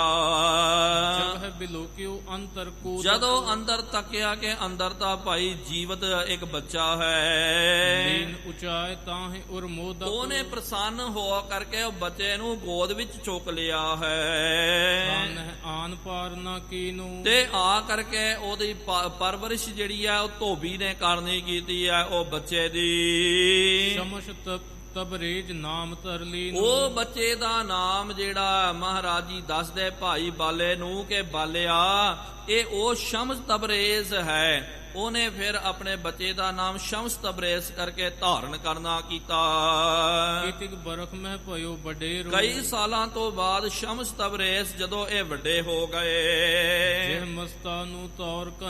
ਉਹਨਾਂ ਦਾ ਤੌਰ ਤਰੀਕਾ ਜਿਹੜਾ ਮਸਤਾਨਿਆਂ ਵਰਗਾ ਹੋ ਗਿਆ। ਭਾਵ ਕਿ ਪ੍ਰਮਾਤਮਾ ਦੇ ਆਨੰਦ ਦੇ ਵਿੱਚ ਰੰਗ ਹੱਸੈ ਰੰਗ ਰੋਵੈ ਚੁੱਪ ਭੀ ਕਰ ਜਾਏ, ਪਰਵਾਹ ਨਾਹੀ ਕਿਸੈ ਕੇਰੀ ਬਾਜ ਸੱਚੈ ਨਾਹ। ਉਹ ਪ੍ਰਵਾਹ ਤੋਂ ਬਗੈਰ ਹੋ ਗਏ, ਰੰਗ ਦੇ ਵਿੱਚ ਹੱਸਦੇ ਹਨ। ਸਗ ਨਾਨਕ ਦੀ ਬਾਣ ਮਸਤਾਨਾ, ਇਨ ਪ੍ਰਮਾਤਮਾ ਦੇ ਰੰਗ ਦੇ ਵਿੱਚ ਮਸਤ ਹੋ ਗਏ। ਮੁੱਲਾ ਕੀ ਮਕਤਬ ਜੋਈ। ਇੱਕ ਦਿਨ ਕੀ ਹੋਇਆ, ਉਹ ਮੁੱਲਾ ਜਿਹੜਾ ਹੈ ਉਹਦੇ ਮਦਰਸੇ ਦੇ ਵਿੱਚ, ਕਿਉਂਕਿ ਇਹ ਮੁਲਾਣੇ ਜੋ ਹਨ ਤੇ ਆਪਣੀ ਧਾਰਮਿਕ ਇਬਾਦਤ ਪੜਾਉਣ ਵਾਸਤੇ ਮਦਰਸੇ ਹੋਇਆ ਕਰਦੇ, ਜਿਹਨੂੰ ਆਪਾਂ ਪਾਠਸ਼ਾਲਾ ਬੋਲਦੇ ਆ ਜਾਂ ਗੁਰਮਤ ਦੇ ਵਿੱਚ ਇਹਨੂੰ ਟਕਸਾਲ ਕਿਹਾ ਜਾਂਦਾ ਹੈ, ਜਿੱਥੇ ਧਾਰਮਿਕ ਵਿਦਿਆ ਪੜਾਈ ਜਾਂਦੀ ਹੈ। ਇਸ ਤਰ੍ਹਾਂ ਹੀ ਮਦਰਸੇ ਜੋ ਹਨ ਉਹਨਾਂ ਦੇ ਵਿੱਚ ਧਾਰਮਿਕ ਵਿਦਿਆ ਦੇ ਇੱਕ ਕੇਂਦਰ ਹੁੰਦੇ ਸਨ। ਤੇ ਇਹਨਾਂ ਨੇ ਇਸਲਾਮ ਦਾ ਜਦੋਂ ਤੱਕ ਪਿਆਰਿਓ ਹਿੰਦੁਸਤਾਨ ਦੇ ਉੱਤੇ ਰਾਜ ਸੀ, ਇਹਨਾਂ ਨੇ ਕੀ ਕਰਨਾ ਕੀਤਾ, ਦੂਜੇ ਜੋ ਸਕੂਲ ਪਾਠਸ਼ਾਲਾ ਆਦਿਕ ਉਹਨਾਂ ਸਾਰਿਆਂ ਨੂੰ ਬੰਦ ਕਰਵਾ ਕਰਕੇ ਉਹਨਾਂ ਨੇ ਮਦਰਸੇ ਖੋਲ ਦਿੱਤੇ। ਤੇ ਮਦਰਸਿਆਂ ਦੇ ਵਿੱਚ ਪਿਆਰਿਓ ਬੱਚਿਆਂ ਨੂੰ ਪੜਾਇਆ ਜਾਂਦਾ ਸੀ ਦੁਨਿਆਵੀ ਪੜਾਈ। ਤੇ ਇਹਨਾਂ ਨੇ ਆਪਣੀ ਬੋਲੀ ਲਾਗੂ ਕਰ ਦਿੱਤੀ ਸੀ, ਅਰਬੀ ਫਾਰਸੀ ਤੇ ਉਰਦੂ ਜਿਹੜੀ ਹੈ, ਤੇ ਇਹਨੂੰ ਪੜਨਾ, ਕਿਉਂਕਿ ਉਹਨਾਂ ਜ਼ਮਾਨਿਆਂ ਦੇ ਵਿੱਚ ਪੂਰਾ ਲੇਖਾ ਜੋਖਾ ਇਹ ਅਰਬੀ ਦੇ ਵਿੱਚ ਉਰਦੂ ਦੇ ਵਿੱਚ ਹੁੰਦਾ ਸੀ। ਇਸ ਕਰਕੇ ਆਪ ਜੀ ਵੇਖੋ ਅੱਜ ਵੀ ਬਹੁਤ ਜ਼ਿਆਦਾ ਬਜ਼ੁਰਗ ਜਿਹੜੇ ਜਿਨ੍ਹਾਂ ਦੀ ਤਕਰੀਬਨ 80-90 ਸਾਲ ਦੀ ਉਮਰ ਹੋਵੇਗੀ, ਉਹਨਾਂ ਨੂੰ ਪੁੱਛੋ ਜੇ ਉਹ ਪੜ੍ਹੇ ਲਿਖੇ ਹੋਣਗੇ ਤੇ ਉਹਨਾਂ ਨੇ ਕਹਿਣਾ ਕਿ ਭਾਈ ਅਸੀਂ ਪੜ੍ਹੇ ਲਿਖੇ ਹਾਂ, ਲੇਕਿਨ ਅੰਗਰੇਜ਼ੀ ਹਿੰਦੀ ਨਹੀਂ ਆਉਂਦੀ ਹੈ, ਸਾਨੂੰ ਉਰਦੂ ਆਉਂਦੀ ਹੈ, ਅਰਬੀ ਆਉਂਦੀ ਹੈ, ਫਾਰਸੀ ਆਉਂਦੀ ਹੈ। ਕਿਉਂਕਿ ਅੱਜ ਜ਼ਿਆਦਾ ਤਾਂ ਨਹੀਂ, ਲੇਕਿਨ ਅਸੀਂ ਆਪ ਵੇਖਿਆ ਉਹਨਾਂ ਜ਼ਮਾਨਿਆਂ ਦੇ ਵਿੱਚ ਬਜ਼ੁਰਗਾਂ ਜਿਹੜੇ ਹਨ ਉਹ ਆਪ ਦੱਸਦੇ ਸਾਰੀ ਜਿਹੜੀ ਹੈ ਭਾਸ਼ਾ ਨੂੰ ਬਿਆਨ ਸੀ, ਲਿਪੀ ਨੂੰ ਬਿਆਨ ਸੀ। ਤੇ ਭਾਵੇਂ ਤੁਸੀਂ ਸੰਸਕ੍ਰਿਤ ਪੜ੍ਹ ਲਿਓ ਨਿਕੰਮੇ ਰਹਿ ਜਾਓਗੇ। ਤੇ ਅੱਜ ਜਿਸ ਤਰ੍ਹਾਂ ਕਿ ਸਾਡੇ ਦੇਸ਼ ਦੇ ਵਿੱਚ ਚੱਲ ਰਿਹਾ ਕਿ ਜਿਹੜਾ ਅੰਗਰੇਜ਼ੀ ਪੜ੍ਹਦਾ, ਹਰ ਕੋਈ ਮਾਂ ਪਿਓ ਇਹੀ ਸੋਚਦੇ ਕਿ ਬੱਚੇ ਨੂੰ ਇੰਗਲਿਸ਼ ਮੀਡੀਅਮ ਦੇ ਵਿੱਚ ਪੜ੍ਹਾਉਣਾ, ਕਿਉਂਕਿ ਇੰਗਲਿਸ਼ ਮੀਡੀਅਮ ਦੇ ਵਿੱਚ ਸਕੋਪ ਬਹੁਤ ਜ਼ਿਆਦਾ ਹੈ। ਅੱਜ ਜਿੱਥੇ ਮਰਜੀ ਇਹ ਵਿਸ਼ਵ ਦੀ ਇੱਕ ਬਹੁਤ ਵੱਡੀ ਬੋਲੀ ਬਣ ਗਈ ਹੈ ਅੰਗਰੇਜ਼ੀ। ਸਾਰਾ ਸਾਹਿਤ ਜਿਹੜਾ ਜ਼ਿਆਦਾ ਕਰਕੇ ਕਈ ਵਾਰੀ ਪਿਆਰਿਓ ਆਪਾਂ ਸਕੂਲਾਂ ਦੇ ਵਿੱਚ ਤੇ ਹਿੰਦੀ ਜਾਂ ਮਰਾਠੀ ਪੜ੍ਹਾਉਂਦੇ ਆ, ਪੰਜਾਬੀ ਆਦਿਕ ਪੜ੍ਹਾਉਂਦੇ ਆ, ਲੇਕਿਨ ਜਦੋਂ ਡਿਗਰੀ ਕਰਨੀ ਹੋਵੇ, ਪੋਸਟ ਗ੍ਰੈਜੂਏਸ਼ਨ ਕਰਨਾ ਹੋਵੇ, ਉਸ ਵੇਲੇ ਵੀ ਖੁਦ ਬ ਖੁਦ ਸਾਨੂੰ ਅੰਗਰੇਜ਼ੀ ਹੀ ਪੜ੍ਹਨੀ ਪੈਂਦੀ ਹੈ। ਉਹਨਾਂ ਹੀ ਭਾਸ਼ਾਵਾਂ ਦੇ ਵਿੱਚ, ਉਹਨਾਂ ਲਿਪੀ ਦੇ ਵਿੱਚ ਹੀ ਸਾਰਾ ਗਿਆਨ ਦਿੱਤਾ ਗਿਆ। ਤੇ ਪਹਿਲੇ ਜ਼ਮਾਨੇ ਦੇ ਵਿੱਚ ਮੁਲਾਣੇ ਜਿਹੜੇ ਹਨ, ਕਹਿਣ ਦਾ ਭਾਵ ਉਹਨਾਂ ਦੇ ਮਦਰਸਿਆਂ ਦੇ ਵਿੱਚ ਬੱਚਿਆਂ ਨੂੰ ਪੜ੍ਹਾਇਆ ਜਾਂਦਾ। ਤੇ ਇਹ ਮੁਲਾਣਾ ਉਹਦੇ ਮਦਰਸੇ ਦੇ ਵਿੱਚ ਸ਼ਮਸ ਤਬਰੇਜ਼ ਜੀ ਜੋ ਹਨ ਇੱਕ ਦਿਨ ਆ ਗਏ। ਇੱਕ ਦਿਨ ਮਹਿ ਪਹੁੰਚਿਓ ਚਲ ਸੋਈ, ਤੇ ਚੱਲ ਕਰਕੇ ਇੱਕ ਦਿਨ ਜਦੋਂ ਪਹੁੰਚੇ ਹਨ, ਬਾਲਕ ਮਿਲੇ ਬ੍ਰਿੰਦ ਤਹਿ ਥਾਨ, ਬਹੁਤ ਸਾਰੇ ਬਾਲਕਾਂ ਨੇ ਆ ਕਰਕੇ ਉਹਨਾਂ ਨੂੰ ਮਿਲਣਾ ਕੀਤਾ।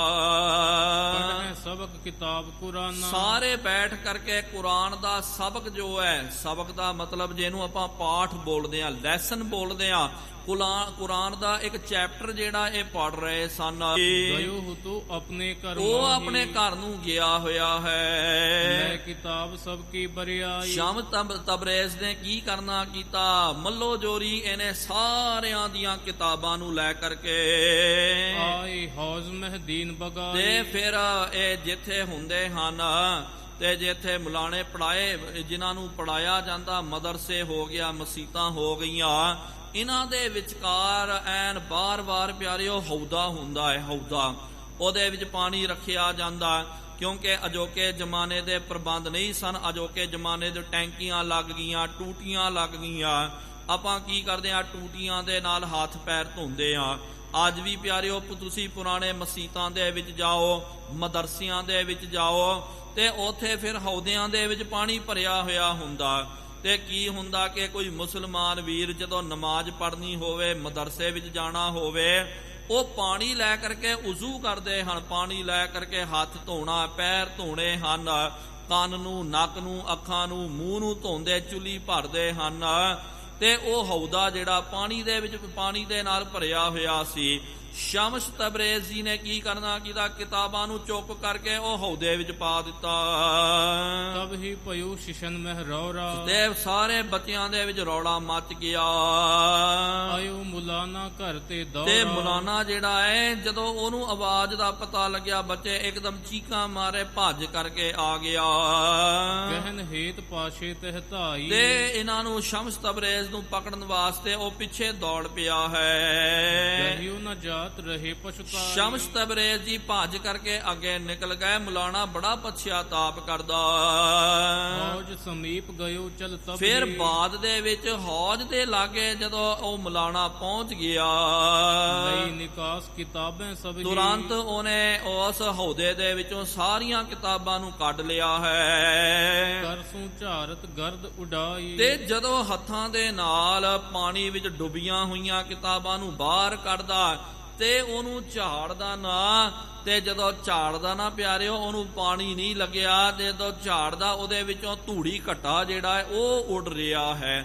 ਕਹਿਣ ਦਾ ਭਾਵ ਕਿ ਪਾਣੀ ਵਿੱਚ ਡੁਬਾਓ ਕੋਈ ਵੀ ਚੀਜ਼ ਤੇ ਉਹਨੂੰ ਝਟਕੋ ਤੇ ਗਰਦ ਗੁਬਾਰ ਨਹੀਂ ਉੜੇਗਾ, ਉਹਦੇ ਵਿੱਚੋਂ ਤਾਂ ਪਾਣੀ ਉੜੇਗਾ, ਲੇਕਿਨ ਪਾਣੀ ਦਾ ਨਾਮੋ ਨਿਸ਼ਾਨ ਨਹੀਂ ਹੈ। ਐਨ ਸੁੱਕੀਆਂ ਸਨ, ਉਹਨਾਂ ਦੇ ਵਿੱਚੋਂ ਧੂੜੀ ਉੱਡ ਰਹੀ ਹੈ।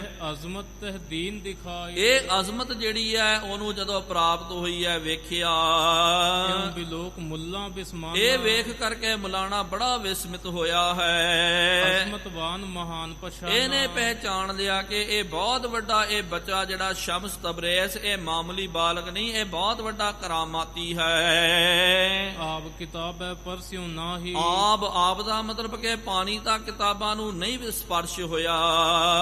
ਬਹਰ ਤੂਰ ਝਾਰਨ ਤਿਨ ਮਾਹੀ, ਤੇ ਉਹਨੂੰ ਮੈਂ ਜਦੋਂ ਝੜਦਾ ਤਾਂ ਪਾਣੀ ਨਹੀਂ, ਉਹਦਾ ਦੇ ਵਿੱਚੋਂ ਤਾਂ ਧੂੜ ਨਿਕਲ ਰਹੀ ਹੈ। ਇਹ ਕਰਾਮਾਤ ਵੇਖ ਕਰਕੇ ਮੁਲਾਣਾ ਜਿਹੜਾ ਬਹੁਤ ਜ਼ਿਆਦਾ ਵਿਸਮਿਤ ਹੋਇਆ ਹੈ। ਇੱਥੋਂ ਤੱਕ ਹੀ ਅੱਜ ਦੇ ਦੀਵਾਨਾਂ ਦੇ ਵਿੱਚ ਆਪਾਂ ਨੇ ਕਥਾ ਨੂੰ ਸਰਵਣ ਕਰਨਾ, ਰਹਿੰਦਾ ਪ੍ਰਸੰਗ ਆਉਣ ਵਾਲੇ ਅਗਲੇ ਦੀਵਾਨਾਂ ਦੇ ਵਿੱਚ ਸਰਵਣ ਕਰਨਾ ਹੈ।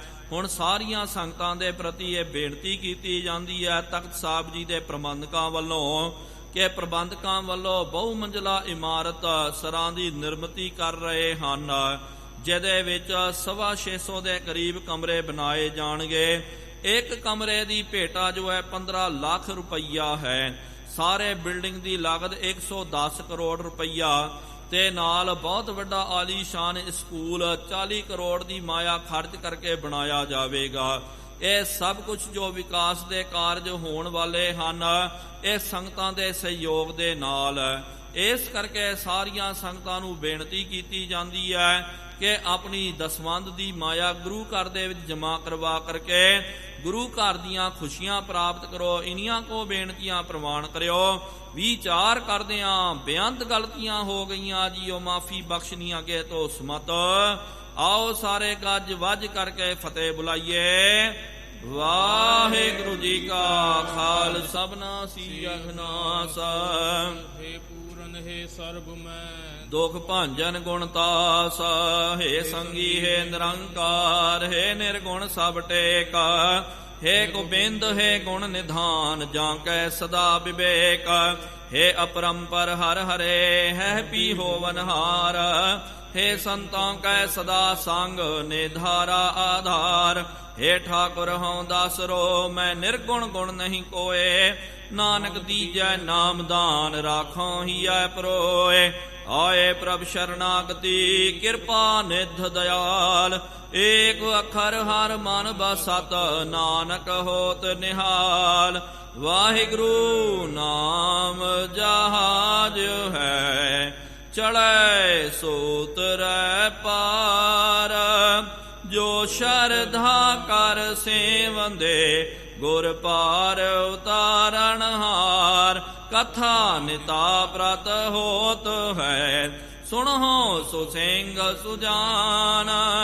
ਨਾਨਕ ਗੁਰੂ ਗੋਬਿੰਦ ਸਿੰਘ ਜੀ, ਸਦਾ ਕਰੈ ਕਲਿਆਣ। ਨਾਨਕ ਗੁਰੂ ਗੋਬਿੰਦ ਸਿੰਘ ਜੀ, ਸਦਾ ਕਰੈ ਕਲਿਆਣ। ਇੱਕ ਓੰਕਾਰ ਸਤਿਨਾਮ ਕਰਤਾ ਪੁਰਖ ਨਿਰਭਉ ਨਿਰਵੈਰ ਅਕਾਲ ਮੂਰਤ ਅਜੂਨੀ ਸੈਭੰ ਗੁਰ ਪ੍ਰਸਾਦ ਜਪ। ਆਦਿ ਸੱਚ ਜੁਗਾਦ ਸੱਚ ਹੈ ਵੀ ਸੱਚ, ਨਾਨਕ ਹੋਸੀ ਵੀ ਸੱਚ। ਇਕ ਓੰਕਾਰ ਸਤਿਨਾਮ ਕਰਤਾ ਪੁਰਖ ਨਿਰਭਉ ਨਿਰਵੈਰ ਅਕਾਲ ਮੂਰਤ ਅਜੂਨੀ ਸੈਭੰ ਗੁਰ ਪ੍ਰਸਾਦ ਜਪ। ਆਦਿ ਸੱਚ ਜੁਗਾਦ ਸੱਚ ਹੈ ਵੀ ਸੱਚ, ਨਾਨਕ ਹੋਸੀ ਵੀ ਸੱਚ। ਇਕ ਓੰਕਾਰ ਸਤਿਨਾਮ ਕਰਤਾ ਪੁਰਖ ਨਿਰਭਉ ਨਿਰਵੈਰ ਅਕਾਲ ਮੂਰਤ ਅਜੂਨੀ ਸੈਭੰ ਗੁਰ ਪ੍ਰਸਾਦ ਜਪ। ਆਦਿ ਸੱਚ ਜੁਗਾਦ ਸੱਚ ਹੈ ਵੀ ਸੱਚ, ਨਾਨਕ ਹੋਸੀ ਵੀ ਸੱਚ। ਇਕ ਓੰਕਾਰ ਸਤਿਨਾਮ ਕਰਤਾ ਪੁਰਖ ਨਿਰਭਉ ਨਿਰਵੈਰ ਅਕਾਲ ਮੂਰਤ ਅਜੂਨੀ ਸੈਭੰ ਗੁਰ ਪ੍ਰਸਾਦ ਜਪ। ਆਦਿ ਸੱਚ ਜੁਗਾਦ ਸੱਚ ਹੈ ਵੀ ਸੱਚ, ਨਾਨਕ ਹੋਸੀ ਵੀ ਸੱਚ। ਇਕ ਓੰਕਾਰ ਸਤਿਨਾਮ ਕਰਤਾ ਪੁਰਖ ਨਿਰਭਉ ਨਿਰਵੈਰ ਅਕਾਲ ਮੂਰਤ ਅਜੂਨੀ ਸੈਭੰ ਗੁਰ ਪ੍ਰਸਾਦ ਜਪ। ਆਦਿ ਸੱਚ ਜੁਗਾਦ ਸੱਚ ਹੈ ਵੀ ਸੱਚ, ਨਾਨਕ ਹੋਸੀ ਵੀ ਸੱਚ। ਵਾਹੋ ਵਾਹੋ ਗੋਬਿੰਦ ਸਿੰਘ ਜੀ, ਵਾਹੋ ਵਾਹੋ ਗੋਬਿੰਦ ਸਿੰਘ ਜੀ। ਕਲਗੀਆਂ ਵਾਲੇ ਗੋਬਿੰਦ ਸਿੰਘ ਜੀ, ਕਲਗੀਆਂ ਵਾਲੇ ਗੋਬਿੰਦ ਸਿੰਘ ਜੀ। ਬਾਜਾਂ ਵਾਲੇ ਗੋਬਿੰਦ ਸਿੰਘ ਜੀ, ਬਾਜਾਂ ਵਾਲੇ ਗੋਬਿੰਦ ਸਿੰਘ ਜੀ। ਫੌਜਾਂ ਵਾਲੇ ਗੋਬਿੰਦ ਸਿੰਘ ਜੀ, ਫੌਜਾਂ ਵਾਲੇ ਗੋਬਿੰਦ ਸਿੰਘ ਜੀ। ਚੋਜੀ ਪਿਆਰੇ ਗੋਬਿੰਦ ਸਿੰਘ ਜੀ, ਚੋਜੀ ਪਿਆਰੇ ਗੋਬਿੰਦ ਸਿੰਘ ਜੀ। ਵਾਹੋ ਵਾਹੋ ਗੋਬਿੰਦ ਸਿੰਘ ਜੀ, ਵਾਹੋ ਵਾਹੋ ਗੋਬਿੰਦ ਸਿੰਘ ਜੀ। ਵਾਹੋ ਵਾਹੋ ਗੋਬਿੰਦ ਸਿੰਘ ਜੀ। ਵਾਹੋ ਵਾਹੋ ਗੋਬਿੰਦ ਸਿੰਘ ਜੀ। ਧੰਨ ਧੰਨ ਸਾਹਿਬ ਸ੍ਰੀ ਗੁਰੂ ਨਾਨਕ ਦੇਵ ਜੀ ਮਹਾਰਾਜ। ਧੰਨ ਧੰਨ ਸਾਹਿਬ ਸ੍ਰੀ ਗੁਰੂ ਗੋਬਿੰਦ ਸਿੰਘ ਸਾਹਿਬ ਜੀਓ ਮਹਾਰਾਜ। ਧੰਨ ਧੰਨ ਸਾਹਿਬ ਸ੍ਰੀ ਗੁਰੂ ਗ੍ਰੰਥ ਸਾਹਿਬ ਜੀਓ ਮਹਾਰਾਜ। ਆਪ ਜੀ ਦੇ ਪਾਵਨ ਪਵਿੱਤਰ ਅਸਥਾਨ ਤਖਤ ਸੱਚਖੰਡ ਸ੍ਰੀ ਹਜ਼ੂਰ ਸ੍ਰੀ ਅਬਚਲਨਗੜ੍ਹ ਸਾਹਿਬ ਜੀ ਵਿਖੇ ਸ਼ਾਮਾਂ ਦੇ ਦੀਵਾਨ ਸਜਾਏ ਗਏ ਹਨ। ਸਜੇ ਹੋਏ ਪਾਵਨ ਦੀਵਾਨਾਂ ਦੇ ਵਿੱਚ ਗੁਰ ਇਤਿਹਾਸ ਦੀਆਂ ਕਥਾ ਵਿਚਾਰਾਂ ਹੋਈਆਂ। ਕਥਾ ਵਿਚਾਰਾਂ ਕਰਦਿਆਂ ਬੇਅੰਤ ਗਲਤੀਆਂ ਹੋ ਗਈਆਂ ਜੀ, ਉਹ ਮਾਫੀ ਬਖਸ਼ਣੀ ਅੱਗੇ ਤੋਂ ਸੁਮਤ ਆਈਆਂ। ਸਾਜੀ ਪ੍ਰਸੰਨ ਜਾਵੇ ਗੁਰੂ ਨਾਨਕ ਨਾਮ ਚੜ੍ਹਦੀ ਕਲਾ, ਤੇਰੇ ਭਾਣੇ ਸਰਬੱਤ ਦਾ ਭਲਾ। ਬੋਲੇ